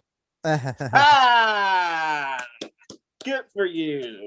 Mike, I'll ask you, what do you think of this fight, and what do you think of Takeda's how he looked? How do you think Takeda looked in this fight? I thought he looked really good, actually. I think I said on the last podcast, I thought Johnny Case was gonna beat him pretty handily, but I was dead wrong, and I was really surprised and impressed. One, that Takeda could take those punches because Case hits like a truck, and how many suplexes he was able to land on Case, because Case is a pretty good wrestler too. That kind of surprised me. And how much, and I think that was the most charisma and fire that Koji Takeda's ever shown in Rizin. Like, he was really pumped for that. Like, for whatever he got, for lack of a better term, he got a second win, and that's when I felt the fight turned. Like, he just looked so pumped, so determined to prove that he was for real and that he could do this. And boy, did he! Like, he out positioned, out wrestled Case, and hold up. Let me go ahead and tell you right now. Koji Takeda just simply took Johnny Case on a ride, and I'm pretty sure that Suplex City trip for Johnny Case definitely aggravated that rib injury. Koji made Brock Lesnar proud with that. Yes, of course. Suplex City, bitch. But still, though, point in the matter, right then and there, Koji really, took away my expectations of him, because I thought he was just going to go in there and get rolled over. But, who knew that he had all those suplexes in him, especially when I think it was near the end of the fight, they restarted their position in like the middle of the ring, all for Koji Takeda to just land a beautiful bridge German suplex on Case. That was a thing of beauty. Yeah, it was. And the other thing that I liked about him is he never relented. He kept going and going and going and putting the pressure on Case. I mean, come to think of it, if he could have, he probably would have done like and I can't believe I'm going to even mention this man's name. He probably would have done the Chris Benoit style German suplexes on him just to get the crowd popped. I think, yeah, Koji looked great. Now, I guess, the question is, do you think he's worthy of a title shot next? Okay, so let's just say Kleber does not get is there even gonna be a Rizin lightweight title to hand out? Wait, Chris, what are you talking about? Ushiku's the champion. Oh, right, of course. No, you mean Satoshi? No. Oh wait, Satoshi, yeah, Satoshi. Yeah, I do Satoshi ain't leaving Japan. I was like, what am I thinking? I mean, to think of it, I wouldn't mind after that performance that happened last weekend, I wouldn't mind seeing Koji Takeda versus Roberto Satoshi de Souza. But you still have to factor in Juri Ohara. That's true. Yes. So okay. Kind of think of it, would a Takeda Ohara fight be a nice little title eliminator? Yes, nope, because they've already fought like 5 times in deep, and Takeda's true every time. I think I think it would be actually so. Okay, so this is how. So they styles fought 3 make times. Fights. That's the proverbial styles make fights adage. So, okay, so they fought 3 times. First time was in 2018. Takeda won by decision. Second time was 2019 in October, and that was technical decision. So it looks like either a foul happened or something that they had to stop the round in the second. And then third fight was a wrist lock submission 2 months later. So they've already fought 3 times. I don't know if you want to do that. I think if you don't do Juri Ohara, I think you certainly give at least Takeda the next title shot. I don't know if I asked you this, Michael. What do you think of when Rizin does non-title fights? It's risky. It's really risky. But I understand you can't have title matches all the time, and you got to keep the champions busy. So it's a double-edged sword. And you want to use them to draw. And you want to use them to draw, but you got to weigh risk versus reward. I don't think there's want another Kai Asakura Kiyoshi Horiguchi situation on your hands. It's hard to say. I mean, I guess you just got to be more selective with the matchmaking. Well, I think they're dumb regardless. I don't like them. They're dumb. And like you said, it's risk reward. I think it's very little reward and high risk. for the promotion and for the champion. Right, know. unless you're desperate to draw a house and you feel like you don't really have a choice. Yeah, I think if you don't have a choice, I think that's more on the promotion's It end. is. I know, And, but I'm just saying. So I would hope that Takeda does not get a non-title shot. I hope it would be a title. I mean, the only one thing is that okay, let's just say if they don't do if they wouldn't, it's let's just say if they do O'Hara first instead of Takeda. Mhm. Who is there anybody in lightweights who you think you would want to match Takeda up against? Yeah, just bring in a deep jobber and have it be a tune-up. I'm trying to think of like who he hasn't fought in deep at this point. I feel like he's Yeah, fought I know. almost Or hell, go to Pancrase. I mean, I mean, Just- kind of think of it, wouldn't that also mean getting somebody from out the promotion, maybe somebody like Darren Cruikshank? Or you know Maybe, what? but- Come to think of it, and I've been trying to go this fight into existence again. But how about having him do a rematch with Koji Takeda? I mean, how about Koji Takeda before he gets all, high and mighty off of potentially getting a rising lightweight title shot? What if he does a rematch with Damian Brown?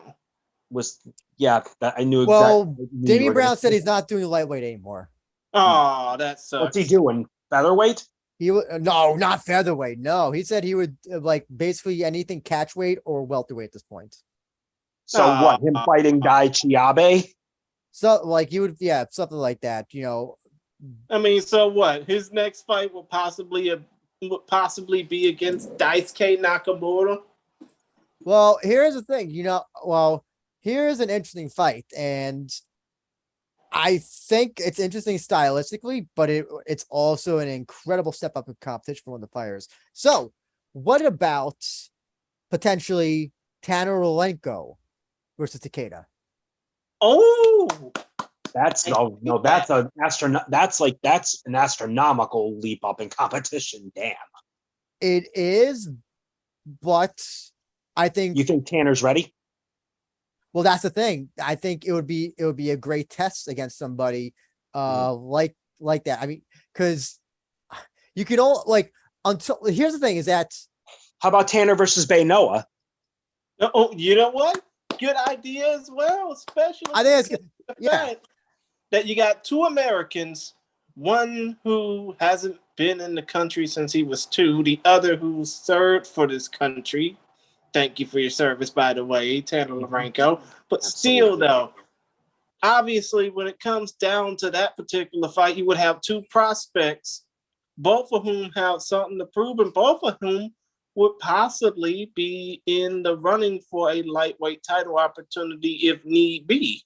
My issue when we say like, is somebody ready? Event like here's the thing, like you can either go of two ways. One, keep on feeding them jobbers, and then you eventually have to feed them somebody who's high level, or you can do what Rizin does a lot and just Shinobu Ota. Oh, your first MMA match? Oh, it'll be against Hideo Tokoro, or or whatever. It's that's it's only one way of two ways to see if somebody's ready for MMA and or for the next level. And so I think for Tanner, that's like the next level, or Baynoa, like you said. I think it's interesting from a standpoint of we know How about that Daryl Lukoku?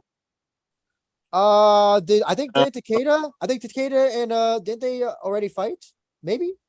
No, I'm talking about how about Tanner Lorenzo, Daryl Lukoku? Oh, okay, my bad. Okay. Are you sure you want an instant squash match? Because that's how you get an instant squash match. I don't think so. I understand that, but it's one of those things where it's a step up for Lorenzo, but it's not too big of a step up.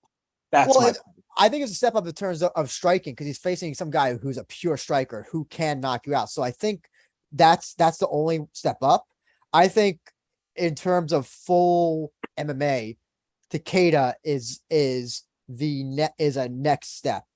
Like if that's the route he wants to go, that's all based on the fact if he wants to do MMA, as somebody who's full time in the serving, he may not want to, he may not be able to.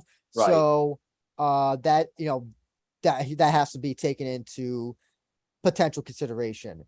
But I definitely feel like you gotta keep somebody like Takeda busy. And I think stupidly, he took that Yachi fight, which really, I think really derailed his his momentum. I mean, also, if you want, if actually, I think I've thought about this right now. If you want to do high level, why not bring Gustavo back in Against Lorenzo? Takeda, I meant Takeda. Oh, Takeda, yeah, that would be a good fight. Yeah, I think that's definitely and then you can definitely branch off the winner of that to face Satoshi if they don't do Satoshi versus Jury. Yeah. So a bigger question I want to ask you, Mike, Johnny Case, anybody who you like to see him fight next? Good question. Maybe have him fight Damian. No, he fought. Did he fight Damian Brown already? Nope. Why not have those two fight? Okay, that's fine. I mean, wouldn't that also require for Case to move up about 15 pounds? No, they're the same weight class. It'll probably be a catch weight. Right. Of course. I mean, both of them need wins. Both of them need to win. So I think it makes sense. I mean, why not do a Gaijin versus Gaijin fight on the same card? I think both of them can still be valuable to the promotion, but I mean, come to think of it, that fight would have to be a New Year's Eve card. You wouldn't want Damian Brown to just step away from the almost non-existent English commentary crew with Joe Ferraro just to take a fight on short notice on a card that might not mean anything worth the damn. Or maybe I was gonna say maybe Johnny Case against maybe Juri O'Hara. I don't know. No, because Juri O'Hara is on a streak. Okay. On that nice winning streak, I wouldn't do that. I'm trying to think. I don't think is Takumi Suzuki. Is he? Oh, the foot that leg snatcher? Is that what? No. Takumi Suzuki. He's another bonsai guy. But I'm trying to remember. That's right. He's lightweight. Okay, he's lightweight. And have him do that. If Nah, because both come up bosses. You're not gonna have a bonsai jiu-jitsu guy face off against a bonsai jiu-jitsu guy. Wait, no, we're talking about Johnny Case, Chris. Oh, right. Of course. Yeah, just have that fight happen. Yeah, that's a good idea. Here's what Suzuki has said. Takumi Suzuki, who does train at Bonsai, has said that he wants to be the gatekeeper for people to go on to face Satoshi. I don't think you could realistically do that for every fight, but I think it's interesting when you already have Case who's fought Satoshi twice, and now I think it's an interesting fight to put up against somebody who's part of Bonsai, and you do have an excuse to make a third fight eventually against Satoshi with Case, especially if he needs to win. He needs to get a win or two. Oh yeah, absolutely. Yeah. No, you're right. No, absolutely. And here's the thing: Suzuki is an okay fighter. He's not the best, but he's solid. He's solid. He's solid enough. And I think it's definitely, if you want to build up Case for a potential rematch, I think that's maybe the best way you can potentially have, eventually Satoshi and Case meet again. If that's something that Rizin wants to do, I don't know if they want to. I think a third match between those two is interesting. I think would be interesting. Especially because they both have finishes over each other. So you need that third one to see who's a true winner between the two. True. But here's the thing as well. We also have to think of the fact if Johnny Case did break his ribs, I don't know how long is a rib injury. How long does that take? Like that takes about 3 or 4 months to heal, approximately. Anybody know? Anybody? I don't honestly.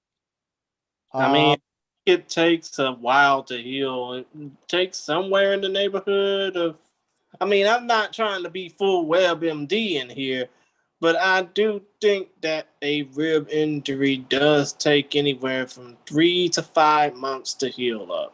Okay, so 3 to 5 months. So let's just say, okay, I'm also guessing, obviously the more ribs you break, the longer it takes to heal. So Mhm. let's say if you broke 2 ribs. Let's be nice. Say you broke 2 ribs. So 3 months from now would be November.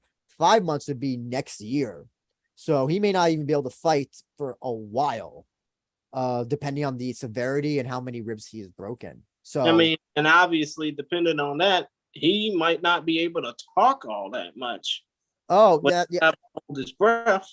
that's true. That's true. So yeah, right now, cases like his, we may not see him for a while, which is Mhm. maybe good. He'll get some draining back in. He could take some rest, heal up, and hopefully he'll be able to come back sooner rather than later. But uh unfortunately, I think he'll I don't know if we'll have him in time for New Year's, unfortunately. So probably no Damian Brown or any sort of fight with case at New Year's Eve, as depending on severity of the injury.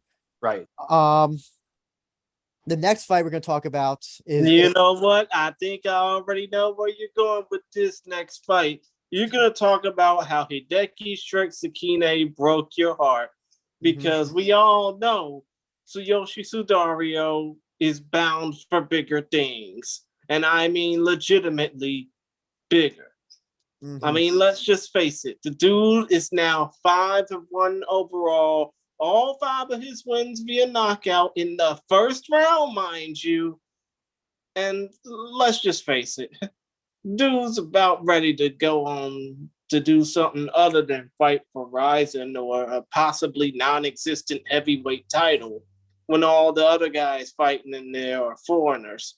And, I mean, in that particular division are foreigners or Shomashibi side. Mhm. Of course, I am referring to the 53-second knockout, which we're going to take more time talking about than that entire fight happened, of Tsuyoshi Sudario knocking out Hideki Shrek Sakine. Andrew, your heartbreaking thoughts, please. My heartbreaking. Well, that's what it is. Unfortunately, Shrek did not defend the swamp. He did not defend Fiona. Uh, Unfortunately, yeah, I know it was really because I think a lot of people were on the Shrek train. They're kind of like, oh, this 40-year-old guy who's getting his groove back into MMA, who's defending pro wrestling, who's looking good, he's kind of like all heart and all muscle, nothing scientific about the way he fights, and just ended like that. It's Well, on the contrary, Shrek Sakine is 48, so. almost 50, but still, fighting like as if, he's 25 or 28, I'll say. Yeah, it was kind of heartbreaking. The Mike, your Yeah. thoughts? Uh, Disappointing. I wanted Shrek to win. Ugh.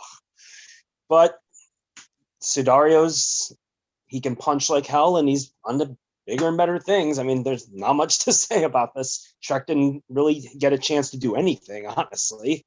hmm I didn't get a chance to listen to Jim Ozecki's podcast that he does with Ensign Inoue, yeah, I don't know why who my was mind. probably in a very, very jovial mood. And by the way, if you want to check out the Yamato Tamashi podcast, you can check them out on their YouTube channel because for some odd reason, they don't know how to expand to other platforms. I think they did talk about what they're doing with Sidario, what's going to happen next with him. Um, I definitely know. I mean, we talked to him in the past, Chris, and they said he wants to go to UFC eventually. Mm-hmm. I don't know. Do you think, Chris? Do you think he's UFC ready, Sidario? Dude, if he ain't ready now, when is he ever gonna be? I mean, if he ain't ready now with 5 wins out of 6 fights, all 5 wins by way of first round knockout, mind you. If he ain't ready now, when is he ever gonna be? Um, Mike, what do you think? Do you think Sidario is UFC ready? No, I don't. Oh, interesting. How come? Just he's only fought he's only fought one or two pretty decent fighters. The rest were pro wrestlers or a washed up Manoa man. So, well, let's just see here. Dylan I James, pro wrestler. Minoa Man, a wrestler at heart. Kazushi Miyamoto, washed up pro wrestler. Shoma Shibisai, legitimate heavyweight threat. Lord Lane Saint Ilme, American serviceman. And Hideki Shirtsukine, body guy. Let's just base A little bit from column A, a little bit from column B. Pro wrestler, MMA guy. A little bit from both. Yeah, I say you put him in maybe one or two more fights, including a rematch with Shibasai, and see what happens. Then go from there. Just here's the thing. But so here's the thing, though.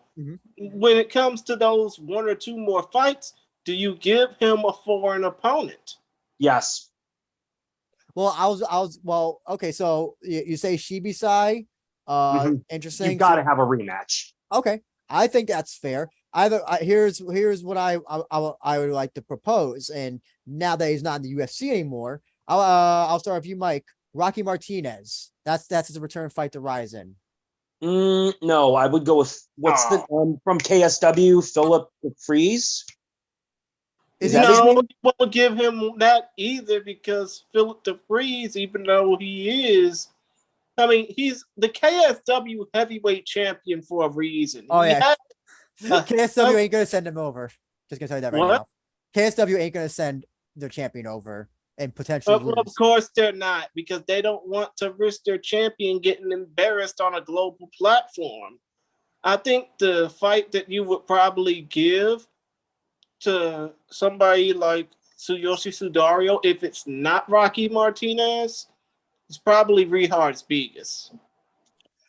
No, well, here's the thing. Shibisai beat Bigas earlier this year, and so I would agree with you if Bigas had beaten him, Chris. But I think there's really no incentive for Sudario to take that fight, and I wouldn't.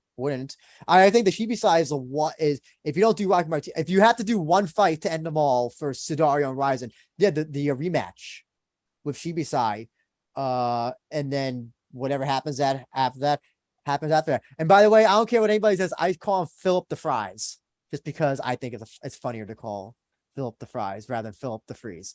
But the reason why I think the Rocky Martinez fight would make sense, because it would be a step up. It would be his, other than Shibisai, the one true MMA heavyweight that he could possibly fight. And then also he then has a UFC caliber fighter. And I think it's fair to say that Rocky Martinez got a shit run in UFC. I think was not handled very well. And I think there were some decisions that he got that he should have won that he didn't get. So I think with that, I think that's the way to see where Sudario is. The other thing also is, now I don't know what Rocky Martinez, if he's still fighting, he's bringing back Brawl in November, so maybe he's just gonna go full promoter. Yay! Beautiful violence! Yay! So maybe he's not fighting anymore. Who knows?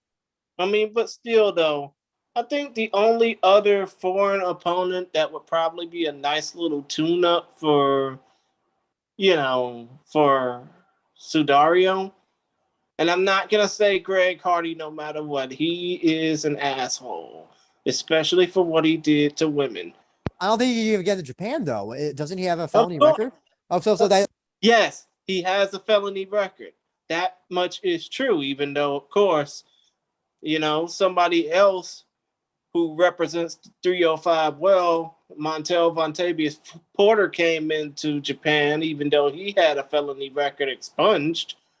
And that was for professional wrestling about a decade ago. But still, point of the matter, you'll never see Greg Hardy fight anywhere in the world for obvious reasons. I'm thinking of having Sudario fight somebody like a Hurricane Ike Villanueva. How about, okay, so you know what? Since he seems to fight every weekend, why not just bring in Bigfoot Silva?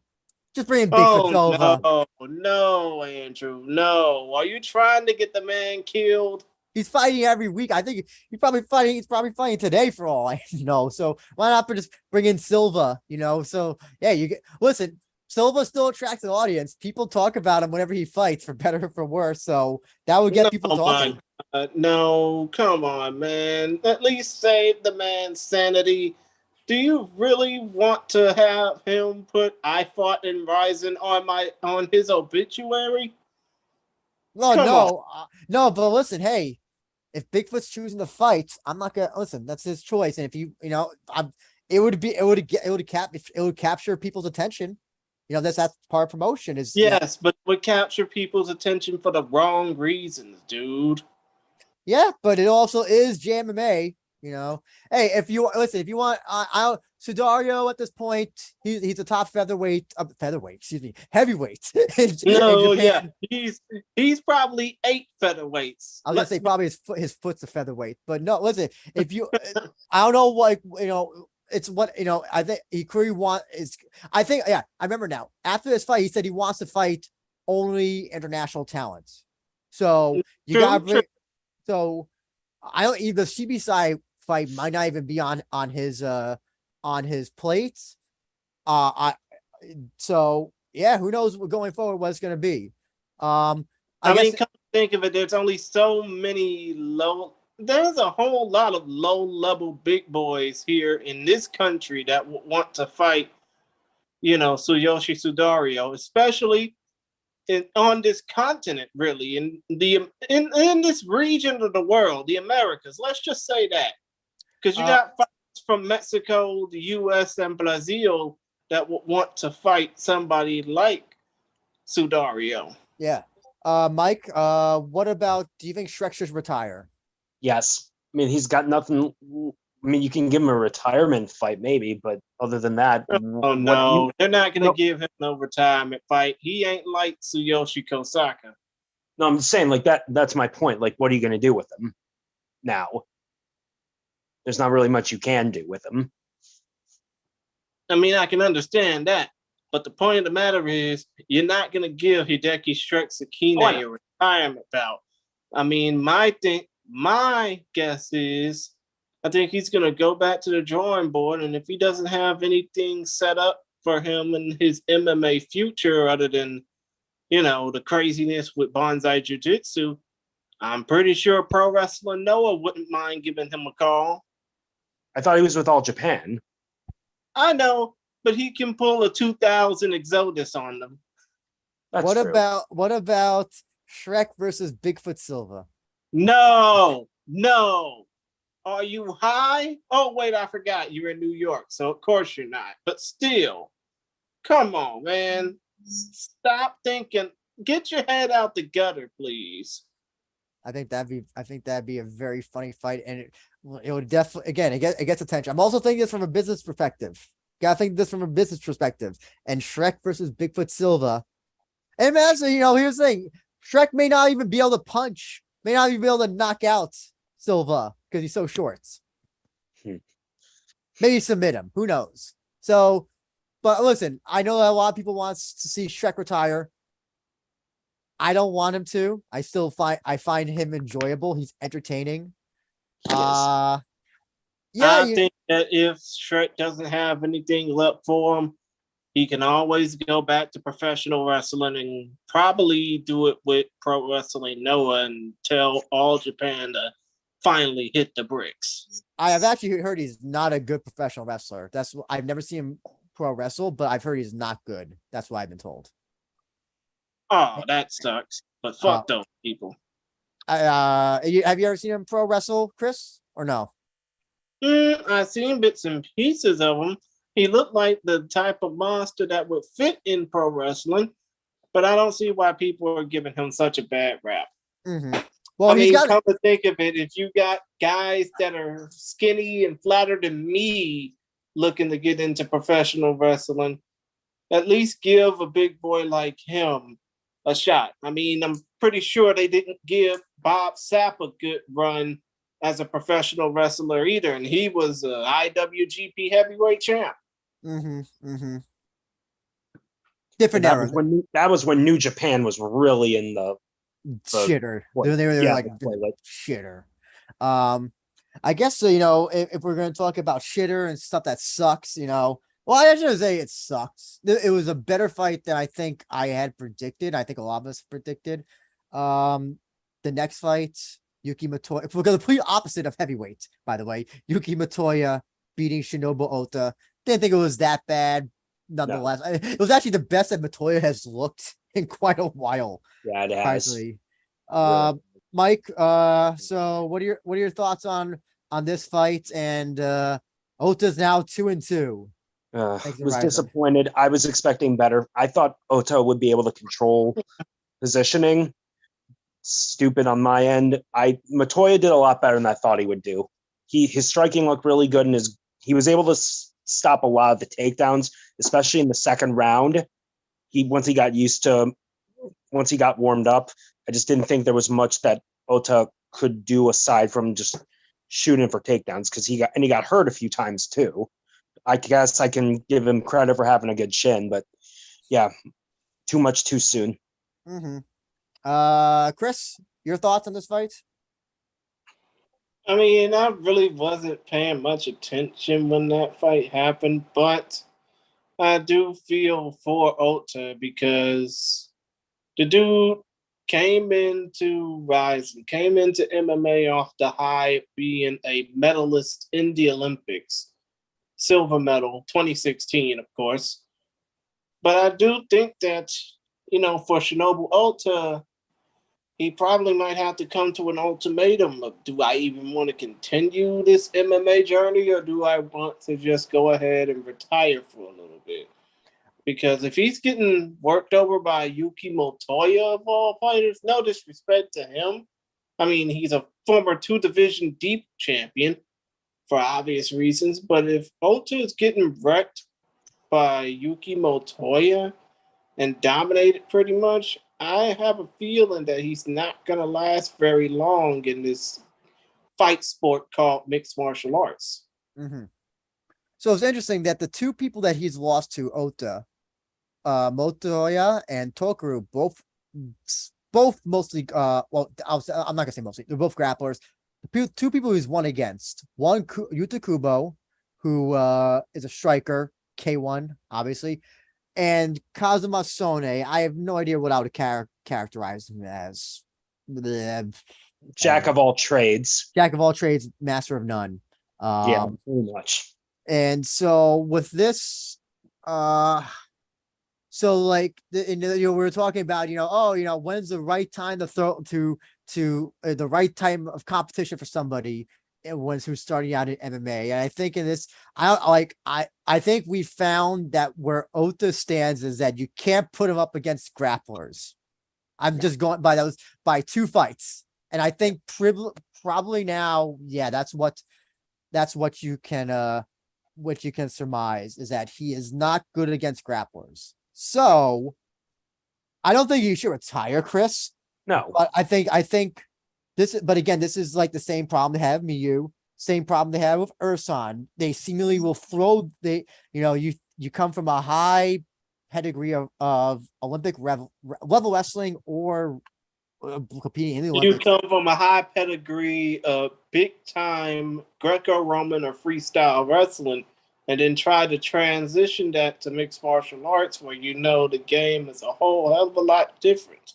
And so that's the problem, is that you put up against people like that. And so it's interesting, when the initial fight that I think it was Shuto Watanabe, when he won his last fight in Rizin, he said he wanted to face Ota.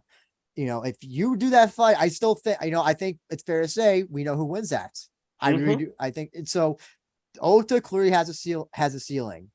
And what do you do about that ceiling? I'll ask you, Mike. What do you do about that ceiling? Do you just have to kind of like roll with it, or do you just give him only people who are mainly strikers at this point?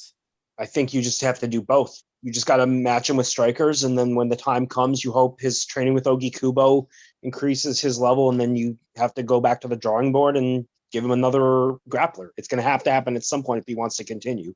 You can't avoid that forever. Mm-hmm. What do you think about that, Chris? About what Mike said? Well, in a way, it's like Michael Jordan said, the ceiling is the roof. And I think that if Ota continues to get dominated in these fights against competition that I guess are at the same level he is, his roof is just going to cave in. Mm-hmm. Mm-hmm. Maybe Latoya's at a higher level than he is. Well, here's it. Matoya's not even at a higher level anymore. I don't think. But like the problem is that Ota himself doesn't is not he's not advancing faster than somebody like you would. I think the reason why they did put up Matoya and Ota is because I think Rizin want to see where does Ota stand, and if Ota did beat him, it definitely shows okay it's his last two wins were not were not lucky wins, or they were it wasn't because his opponents just sucked. It's now okay he's actually improved, but he still has shown that like he clearly has that he still has holes in that game that he hasn't worked out. And if he hasn't worked them up against somebody like Matoya, who's not the fighter that he was 5, 6, 7, 8 years ago, I don't know when will be the time that Ota can take it to the next level, because now is it records even. Whoever you put up against next, if you put up against like a Shooter Watanabe next, I think it becomes 2 and 3. You put up against Yamaniha 2 and 3. So I'll say that I'll actually ask that. So Mike, what would you do with Ota next in terms of an opponent? I'm assuming I believe that I'm gonna guess they're gonna put him on to try to put him on for New Year's Eve. That's my. I agree. And you got to match him carefully. I would have said Kenta Takizawa because he's a striker, but that's too big of opposition at this point. I actually don't think I don't think Kenta Takizawa is that bad of an idea of an opponent. I think because Kenta Takizawa can only strike, and he's not really good at anything else. Right, but I'm saying like Takizawa knocked out Matoya, and Takizawa's takedown defense has improved enough, I think, to where he won't be able. I don't think that Ota will be able to dominate position for the whole fight. So, I mean, come to think of it, considering the fact that Kenta Takizawa was ready to fight Naoki Inoue, but unfortunately Inoue is injured, do you think that Takizawa might be in use for this upcoming Rizin 38/Super Rizin card? Yeah, I do. Actually, I have an idea with Ota. I don't know if you guys know who this guy is, but I would put him in with Takeya Takemoto from Gladiator. Okay. That's definitely a low level opponent that he could definitely beat. 14-8. I believe he's 14-8-1. And I just actually saw him on the last Gladiator show. He fought, I believe the guy's name was Kunihisa Sasa from Deep. Beat him on a split. I think that was him. Beat him on a split decision. I didn't think he looked that great. I think he'd be someone that Ota could beat. Interesting. Okay. What about I'm trying actually, what about Ryuki, who fought at Rizin 34 against that Ayumi Yamamoto? Is that I'll have to look him up because I know that fight you're talking about, but I think it was one of those fights I didn't give a shit about, so I can't remember off the top of my head. Right. I'm just if you're I think he's 2-2 now. If that's the case, and maybe if it's at bantam or featherweight, that might be a decent. He's a pure striker. Why not put him in with Ryuki? Just as I'm not going to say a gimme fight, but maybe a pick me up fight. Here's the other thing as well that I've noticed is that Ota's opponents have all been big names or have been around the block, I guess you could say. Yeah. I mean, obviously Tokuro, well-known in MMA. Yuta Kubo, obviously well-known for many reasons, both good and bad. His next opponent, Cosmo Sone, that was in Okinawa, I believe. I think that was in Okinawa. No, it wasn't. It wasn't Okinawa? It was the New Year's Eve 2021. You're thinking of the Koji fight. Yes, you're right. Which was a gimme fight for other reasons, but that's besides the point. And then Yuki Matoya. So would they do such a low level name against Ota? Yeah, if you still believe him as a prospect, then yes, get him right, get his confidence back, put him in opposition where he can work on his skills. Just my I opinion. mean, come to think of it, I think a good fight for him would be against somebody like Alan Yoshihiro Yamaniha. I still think no. I still think you know. I know that Yamaniha is not really a grappler, which is funny because he's from Banzai. But I don't know. I still think that's a tough. Well, actually, now that I'm thinking about it, Yuki He has no Matoya, takedown defense. yeah, Bill Matoya, like would kind of just like. I mean, oh my god, it'd be such a boring fight. It would really be like fucking boring. I feel like so. Maybe. If you want him to get a win, that's the way you get him a win. I think, for better or for worse. So that's not a bad. That's not a bad route if you want Ota to get a win. So Chris, that is a good fight, but from a entertainment perspective, I feel like it would be so fucking boring. I feel like I would be dozing off. Like that'd be a fight that kills me. That kills me, where I just like give up. I'm pretty sure you would say something like that, Andrew. Well, it's okay. So yeah. So I don't know. It's very tough. It's very tough to see what you do with Ota at this point. I'm worried that he's gonna go down the Miyu route, where it's just gonna be he's gonna be losing and then winning, and it's just gonna be like blah, blah, blah, blah, blah, And so, To be fair, though, Andrew, Miyu was matched extremely hard early in her career. yeah, extremely hard. I'm like absurdly. Well, I guess so next is Yuki Matoya. What do you do with Matoya next? He's snapped his losing streak is now two wins streak. What do you He's do with him, Mike? possibly gonna go back to deep, and then if he does succeed more in deep, which he already has, but that's beside the point. If he does get a couple more wins in deep, who knows? Maybe he'll be ready for the Rise in Spring card in 2023. And I actually stand corrected three. He has a 3 fight winning streak. But I really, yep.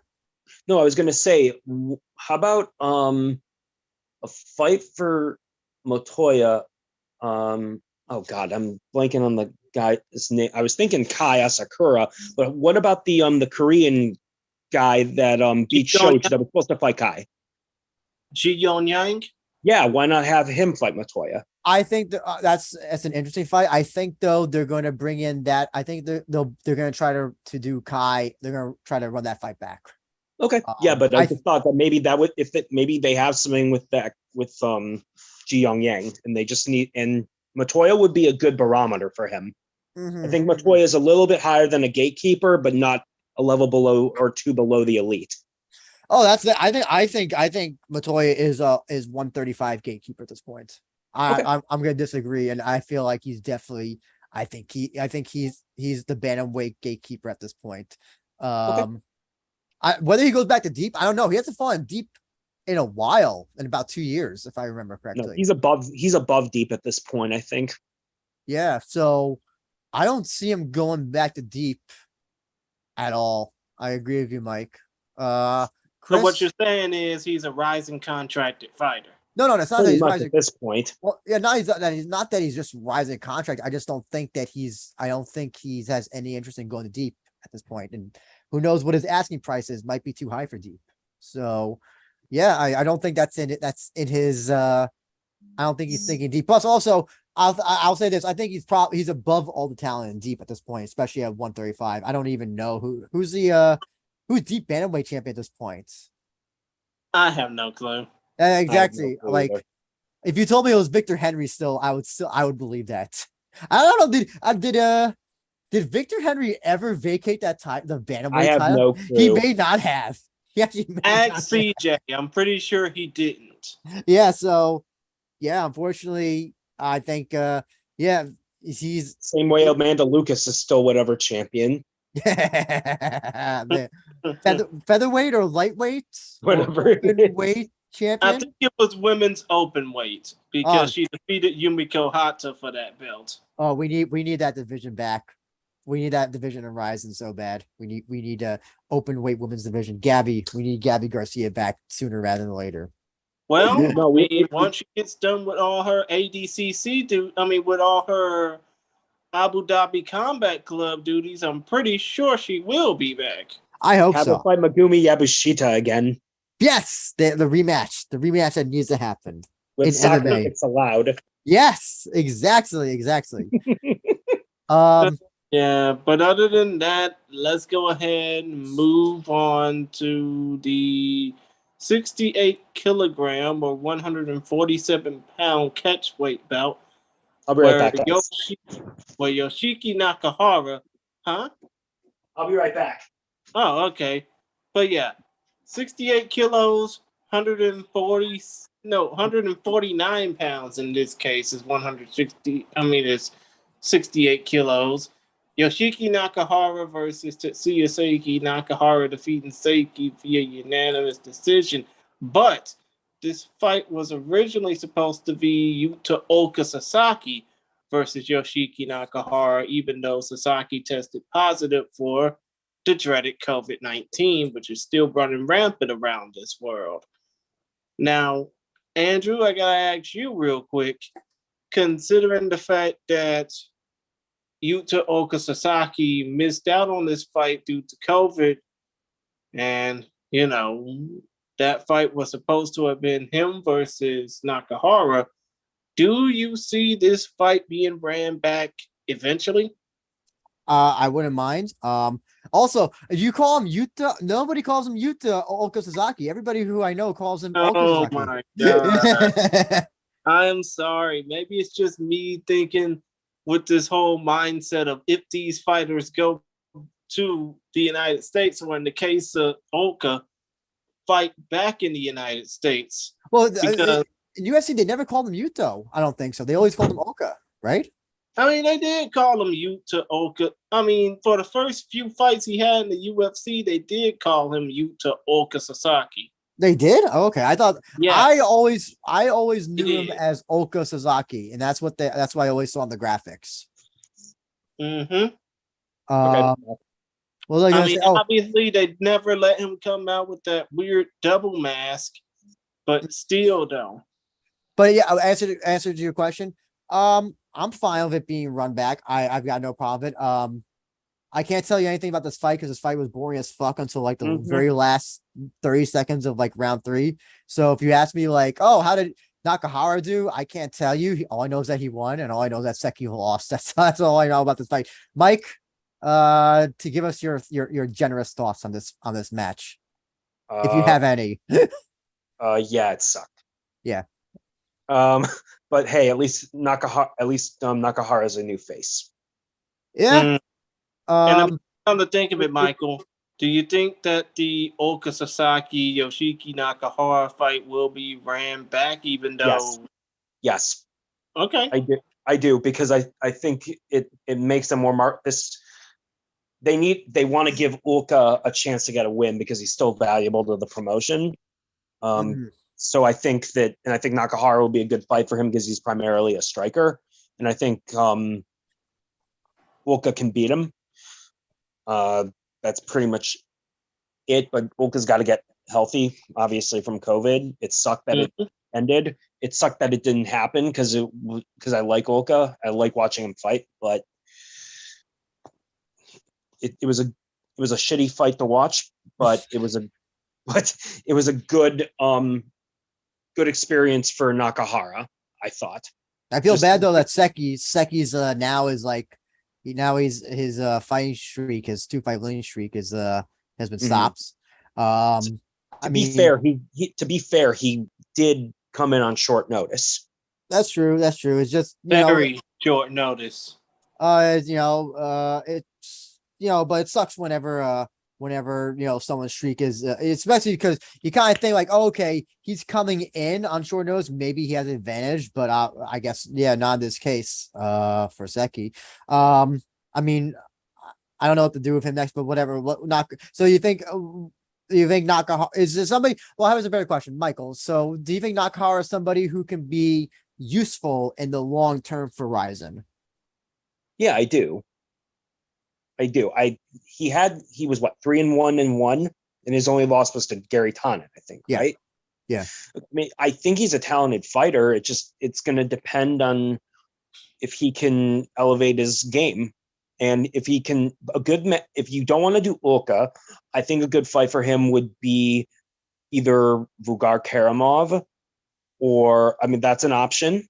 It's not like they have tremendous depth at featherweight. And my God, I'm blanking on the guy who was supposed to fight Karamov on this card. Oh, Dark Shirakawa. Rakuto Shirakawa. That would be a striker versus striker. That'd be a good fight. If you want to put Karamov if you think Karamov should be on the bigger and better things. Here, well, Kind of think of it. Spoiler alert: Vugar Karamov should be on to bigger and better things, because if you look at his teammate, who he is, Tofik Musayev, he's potentially getting that rise. I mean, that Bellator lightweight title shot. you know, yeah. Also, he won since Karamov won his fight. I think that Nakahara is a immense step down for Karamov. Yeah, of course. But as far as the Rizin featherweight division goes, outside of Karamov, it's pretty much all hands on deck. Mm-hmm. I mean, he's good for depth. How about that? Yeah. Okay. I can concede that. Yeah. What do you think, Chris? Is there any? Can Nakahara be good? Be good. I shouldn't say good, but can you see long term? Him being Rizin long term, or does he go back to Pancreas? His original home promotion.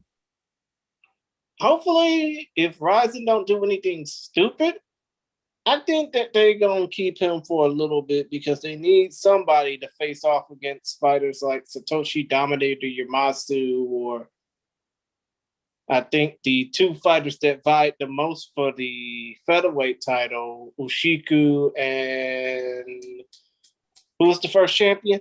Saito. Yeah, Ushiku and Saito. Mm-hmm. Mm-hmm. Hey, listen, if they don't run that Oka and Nakahara, listen, I think Saito might be a good fight for Nakahara. It would be a potential get right fight for Yutaka Saito. Yeah, and if Saito doesn't win that, then that's like, okay, you're done. Yeah, you're Kana now for pretty much. I mean, he's on a 3-fight. He's lost his last 3 fights. Not to get off topic, but yeah. Oh no, and that's why I think that's what you kind of have to do, is that you have to see where the people where your bigger stars, where they are at this point, especially in terms of if they're on a long losing streak. Yeah, and that's where I go with my use. That's why I think Nakahara can be useful to Rizin. Yeah, in that sense.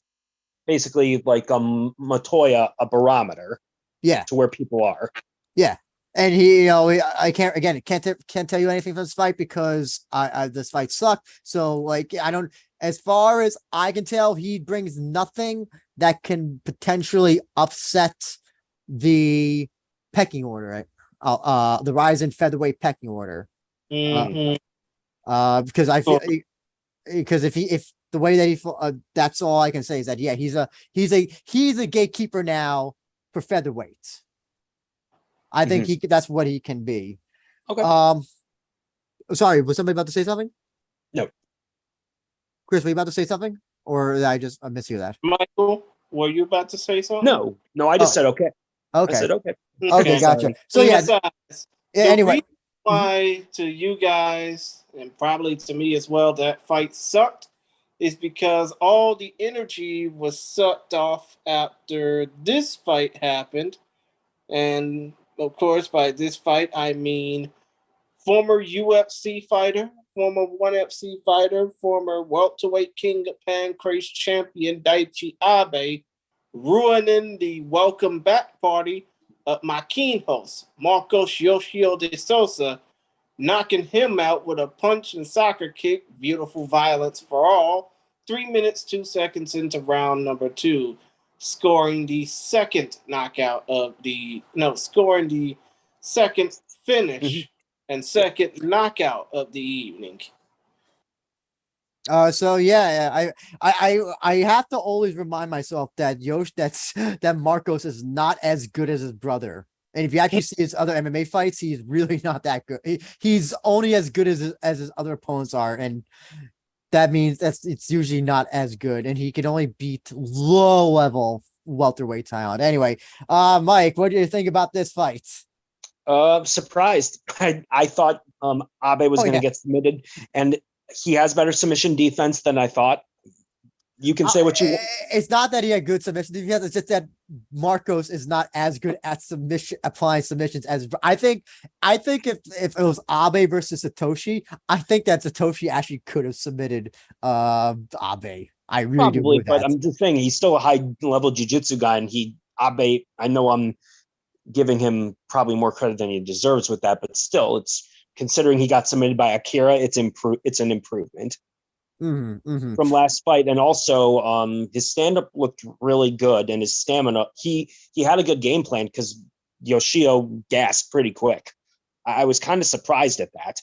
Oh god, actually. Yeah, I was really surprised, and then he took him apart and knocked him out. That was that knockout, that they kind of was like, what remind me of who was it I think it was who was the fighter, the Vietnamese fighter who knocked out Rich Franklin? Does any Kung Lee, yes. It reminded me of when Kung Lee knocked out Franklin, where the body just like looped, just like went like that, and just minus the soccer kick as well. But by the way, that soccer kick, luckily it landed like right on his neck. I think so. Any damage from a soccer kick was negated by Marcos's neck basically absorbing all of it, because that could have been really fucking bad. Right. But good for Abe. I mean, he looked good, and I'm not sure you can build around him at welterweight if they even do that. But at least it's a body. Yeah. I mean, that's all I can really say about it. Chris, what do you think about this fight? Oh, I thought that. I'm sorry, I'm just drawing a blank here, like a dumb blonde. But still, though, I think that Daichi Abe is really looking to be well, obviously, let's just face it, the dude's a star on the rise. The dude is looking to make do off an empty division, which is the welterweight division. And I think when it comes down to, his star-making performance, I think he just put himself on line for a potential opportunity to boost himself up, I think that when it comes down to this particular win for him, maybe he might be the one that'll face off against. No, this fight was at 80 kilos, right? 178. Essentially, it was welterweight, I thought. Yes, it was. Yes. Yeah. So basically, he would be too big to face off against somebody like Damian Brown. Damian Brown has said that no, but Damian Brown said he's not doing lightweight anymore. I know. But he's too big for welter in this case. But Abe's too big for welter in this case. Would the next possible step be a move up 8 pounds or 4 kilos? No. So wait, say that. Hold on. You said he's too. Wait, were you saying that Daichi Abe is too big for welterweight? I mean, he fought at 80 kilos. What the hell do you expect? Well, do you mean too big, like in terms of name value, or do you mean like physically? Physically. No, that's his weight division. That's what he's always fought at. Well, he fought at lightweight, but then he lost in Rizin at lightweight. He said he never wants to do that cut again. He said he wants to stay at welterweight.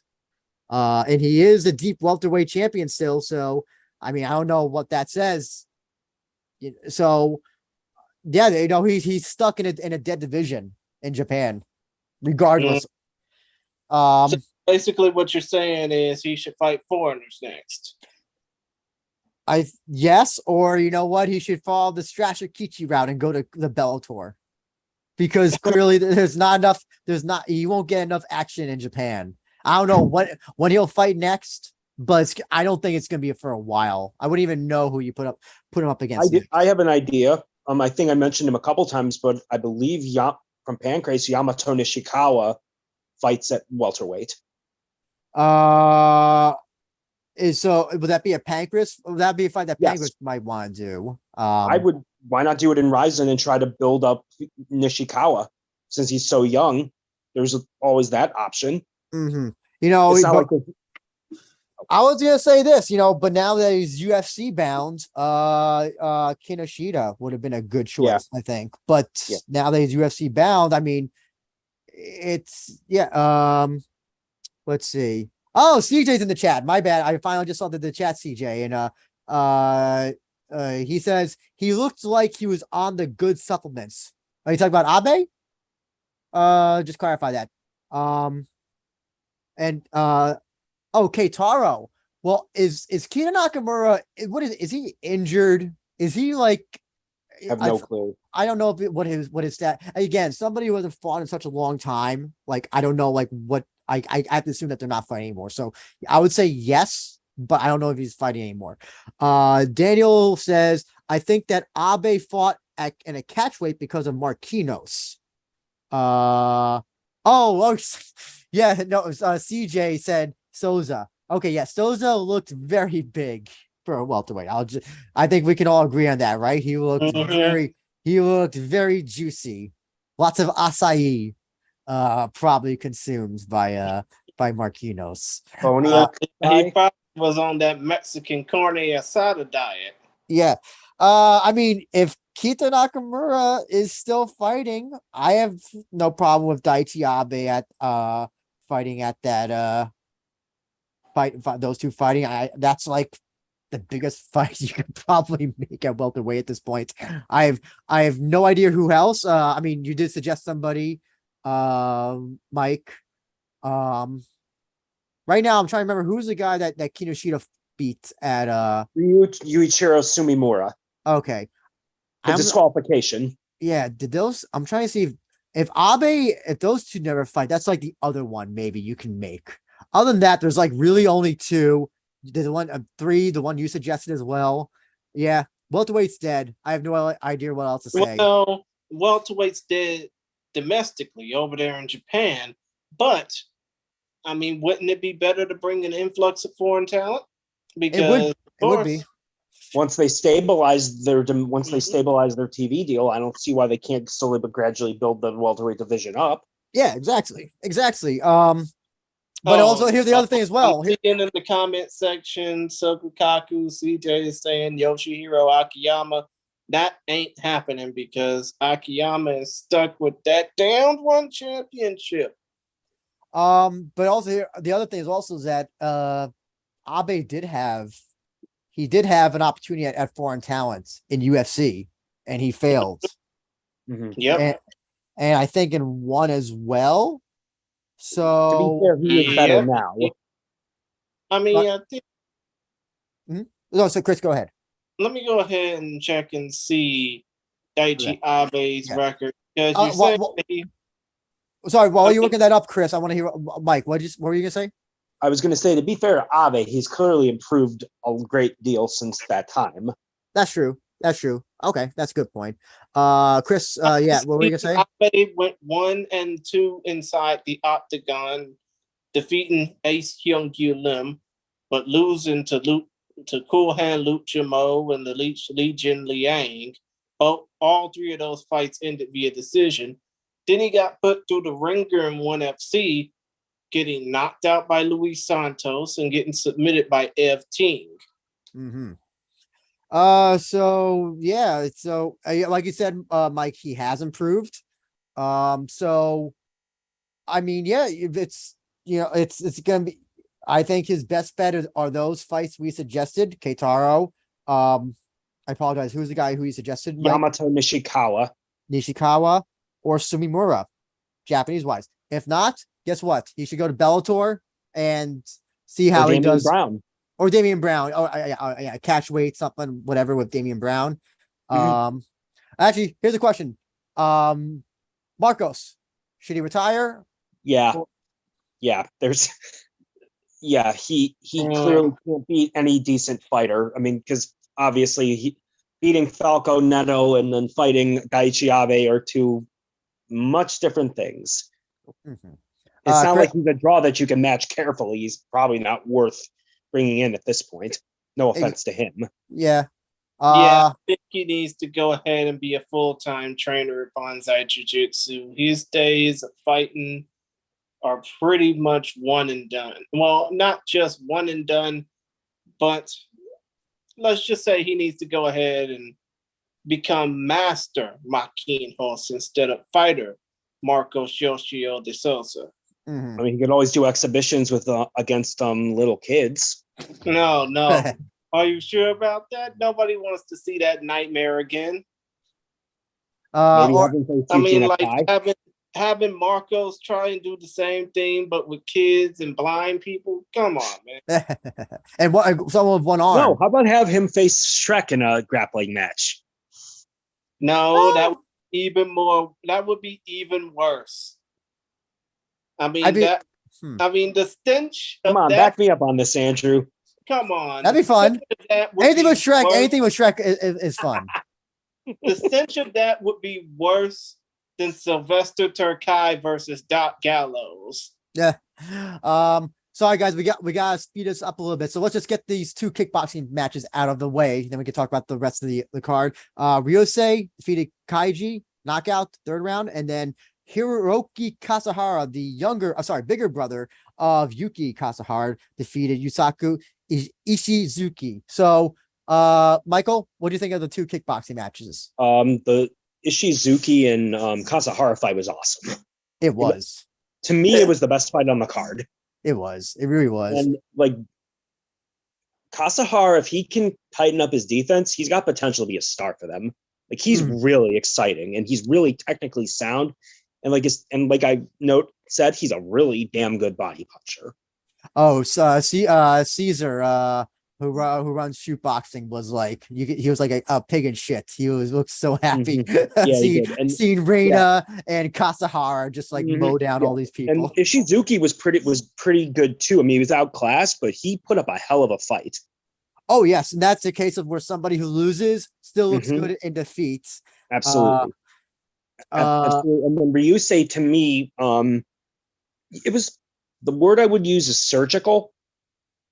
He really dissected Kaishi, and then that knee. I mean, a lot of fouls though for him, so he's got to work on that. He's got to work on getting used to more of the Rizin skill or the Rizin rules. I think a little bit, but I thought the body shot or the knee or whatever it was that knocked out Kaishi was brutal, and he looked really good. He looked like he could potentially be a star as well. And I know that's what the VTR was trying to compare him to Tenshin to see if he was the next star. Yes. The other thing also is that he was the one that the Beyond. So I always gauge by who I should pay attention to in kickboxing by the Beyond Kickbox people. They're really behind Ryusei. Chris, I mean, I'm pretty sure they will be behind Ryusei if he keeps putting out more finishes like that. And as far as the Kasahara Ishizuki fight goes, I wasn't really paying attention to that. But hey, if the Kasahara brothers know what they got, know the potential that they got, they'll stick in Rizin and stick with shoot boxing. The other thing also, Ryosei is from the infamous gym Try Hard. So I'm pretty sure Ryusei is going to be doing more than just trying hard. Yeah. Well, because it's an interesting gym where, obviously Taiga doesn't train there anymore, as far as I know. He trains Team Dragon, doesn't he now? Yes. And I think his brother, though, Hiroya, is still at Try Hard. I think he owns the gym, doesn't he? Yeah. So it would be, we might be seeing maybe the most successful kickboxing guy to come out of Try Hard in quite a while. Right. And I was going to say, Andrew, and it's a testament to his talent, his potential, that Sakakibara thought that he was the original opponent for Tenshin on New Year's Eve, right? That's what, yeah. And then I guess he turned him down. Then they went to Nadaka. Nadaka turned him down. So probably better that it didn't happen. So right, but it's still it's a testament to his potential that they recognized that pretty early. Yeah, exactly. I think we're forgetting poor Kaiji. Question: quickly, Mike, do you bring Kaiji back ever again or no? I mean, if he builds himself up, why not? I mean, you have to fill out the He'll undercard of Rizin events. He'll probably be a mainstay on the landmark shows. Really, Kaiji, the guy that Ryusei beat? Yes. Really? Okay, I don't think so at all. This If is he builds himself up, sure, why not? But Ishizuki, yeah, you bring him back for sure. Oh yes, oh yeah, absolutely Ishizuki. That's not even a question. So I don't know about Kaiji. Kaiji was the jobber you bring in to feed the star. That's what I thought his role was. And he was also he tried to counter a lot too, so it took longer. If he had stayed a little more in front of Ryusei would have gotten him out of there quicker too. Yeah, exactly. Of course. And in the interest of time, I mean, I just want to ask, which one was more impressive? Vugar Karma beating up Sora Yamamoto, or Yushi's entrance and subsequent beatdown of Haruki, which ended in a rear naked choke submission? Oh, Mike, that's a tough one. What do you think? Karamov. It's because Karamov beat a good fighter, and Sora gave him some problems, but Karamov solved him pretty quick, I thought. Yeah. By the way, yeah. Oh no, I was about to say Yamamoto. If you don't know if you saw Yamamoto's face post fight, it was pretty fucked up. yeah, especially that elbow. I'm surprised he survived that one elbow near the end of, I believe it was the second round. Yeah. Or no, or a punch or whatever it was when he was trying for a leg lock. Like Karamov hit him clean. Yes. Oh yeah, he was. Yeah. So, oh man, the Karamov. I think here's the thing: is that we can. So I think a lot of us. Actually, I'll answer your question, Chris. Unfortunately, Yushi. I'll have to disagree. Yushi's entrance was something else, and it was so big they even replayed it. When they do like the fight, in between rounds, they replay stuff. They replayed the entrance. That's a first. That was a first, and I mean, to think of it, I didn't even see the full entrance. I mean, I will see it. Magical. Somebody uploaded it to YouTube, so I will see it later. But I didn't even see the full entrance. It's glorious. Yeah, it's something else. Just quickly about Yamamoto. I think we underestimated Yamamoto a lot. Mm-hmm. And I think it's fair to say that he's okay. Maybe he's not a great fighter, but he's a fighter who can still hang with people like a Vugar Karamov, and that does say a lot. Yeah, he's a good fighter. And only 21. Yeah. And he's already fought, I think, 2 or 3 times already this year. And he fought his last fight was, before this one was about a month ago. Kyle Agon? Yeah. And in between, he's fought 1, 2, 3, 4, 5 times. He's fought 5 times, including in Fighting Nexus, where he defended his championship. So he's fought 5 times this year. His output is amazing. He's definitely somebody who I look forward to now. But listen, 145 is Vugar's at this point. So, Mike, what do you think about Vugar? What do you think is Vugar? So, I don't know. Okay, so 145, they can either go Kleber against Ushiku. Mm-hmm. I think there's still a case that you can do Vugar versus Ushiku. What do you want to do? Or do you do Vugar versus Kleber? Come to think of it, what about Vugar versus Saito? They already fought, though. And Saito beat them. And I know it was a close fight, but nonetheless, I'm kind of not interested in seeing that fight. But I guess, I think that Vugar deserves to get ahead of the line. What do you think? What Mike? I would do, I do think they're going to have Ushiku against Kleber at some point. I personally would book it for September because I'm sure they want to get the belt off of Ushiku. And then I would book New Year's Eve Kleber against Karamov. So we have a CJ brings up. He says he wasn't actually impressed with Vugar. And he also says ban Marcos to the concession stand with Suguru Ni. Absolutely not. That would never happen. So he suggests Vugar versus Nakamura. Do you think is that a fair fight to make?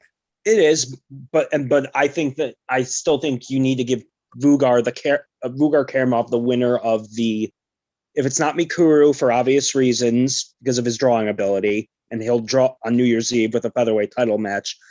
You put him in against the winner of Ushiku versus Kleber. Okay. I think that's fair. What do you think about that, Chris? Or do you have something else in mind? I mean, come to think of it, I would have to agree. But then again, the featherweight division so far is only limited to fighters from Japan. And obviously, you got Azerbaijan being represented with Vugar. You got Brazil represented with Kleber Koike Earps. And Kleber Koike Earps wants a damn title shot. So I do think that you would get a good fight like Ushku versus Karamov, but with the winner facing off against Ushku. No, wait, actually, I think you would get a fight like Koike versus Karamov with the winner facing off against Ushku on New Year's Eve just to get the crowd going. Well, do you think Kleber? Are we all in agreement that Kleber should get the next shot regardless? Yeah. Yes, 100%. Okay, I agree. Kleber's getting jerked around very bad. Well, Chris, you think Kleber should get that title shot for New Year's Eve? I mean, I hope so, but if not, and if Karamov wins, they're definitely gonna ride the Tofik Musayev factor. Well, that's the other thing. Is I wonder if they're gonna try to branch off the Tofik thing, because I'll tell you this. So when he had his fight in Bellator, I know that out of all the fights in Bellator, the one that was most watched, or like the finish that was most shared, was Tofik's. Tofik has a huge fan base. If like all this stuff gets like thousands and lots of views. So I think I wonder if Ryden's going to try to leech off that with seeing like, oh, this is Tofik's training partner, Vugar. They've already done that in the VTRs. Oh, absolutely, yeah. Oh, and they should. That's what promotion's all about. And I think they're definitely going to follow that. And yeah, let's just quickly go into Yushi. Come to think of it, one more thing. Do you think that eventually Yushi will get an opportunity to shine like that? Fuck no. I hope not. No, he's just an opening fighter. He's an opening match fighter who can put people in seats. That's perfectly fine with me. Y'all are really doubting the man, are y'all? He's Zoolander. If Zoolander became an MMA fighter, that's what he is. That's what I'm going to call him. Is that he's Yushi's? No, Zoolander. He's maximum male models. He's maximum. Good one. But you know Thank what? You. I'm here for another few minutes. But another thing, Haruki, rising worthy or ban his ass to the concession stand? He was a body to be brought in. He can do whatever the hell he's doing. Why not do him versus like Kota? I was about to say him versus Kota or him versus Ota. Kota or Ota, one of them. But I think whoever you put have have Haruki face Zenki next. Landmark show. Landmark show. Why not? Landmark show, and it's the least bought Landmark show. Have him fight Hagiwara. Give Hagiwara an easy win.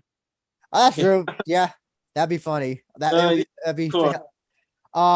Kaku said, didn't they announce the title fight in September? I think everyone assumes it's Clever. He told people he was heading back to American Top Team to train.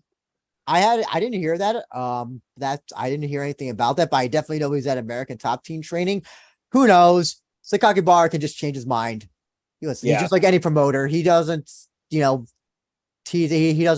stick by the line of anything else other than what he's thinking of, whatever's good for business. Basically, he pulls a Vince McMahon. He'll change his mind often. Exactly. Here's the thing. Also, the other guy, the thing that gets Yushi is great for is for his entrances, because I'll say this: at least he, it's now that is one thing I'm going to look forward to in all Rizin fights with Yushi is the entrance. I don't think he even had did he have a corner in this fight, Yushi? I don't think. I thought he did. I thought he didn't have seconds. I thought he did. Okay. I don't know. I don't think it was the Xeno Saga girls. Okay, so we gotta wrap this up. I'm gonna pose it to you first, Mike. What was your fight night? And if you had any favorite finishes. Fight of the night easily was Hiroki Kasahara against Yusaku Ishizuki. What a fight! And my finish, of course, was Daichi Abe stretching Marco Souza to hell, basically like Kane doing a choke slam. And, sorry, go ahead. No, I was going to say, and then another finish was Seika Izawa getting that guillotine on Fontoura. I know that you can say what you want about Fontura's questionable tactics with the attempt at the triangle, but very the fact that Seika was able to beat her as quickly as she did is impressive.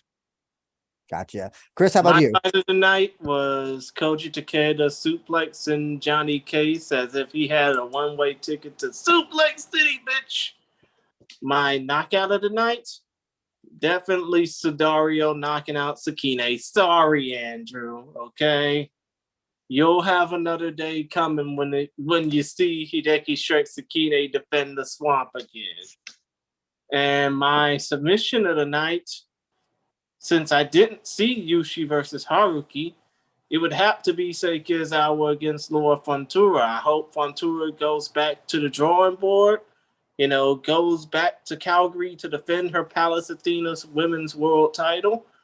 But Seikizawa, man, if she pulls off more finishes like that, to hell with the fact that she can't draw, she can damn sure make somebody tap out.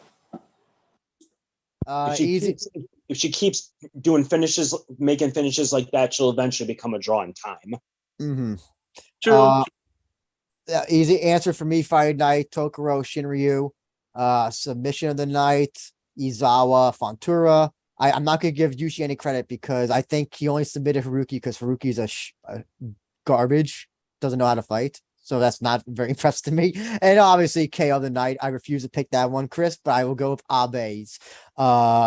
Sending Souza to the Shadow Realm knockout. How about to the Pearly Gates?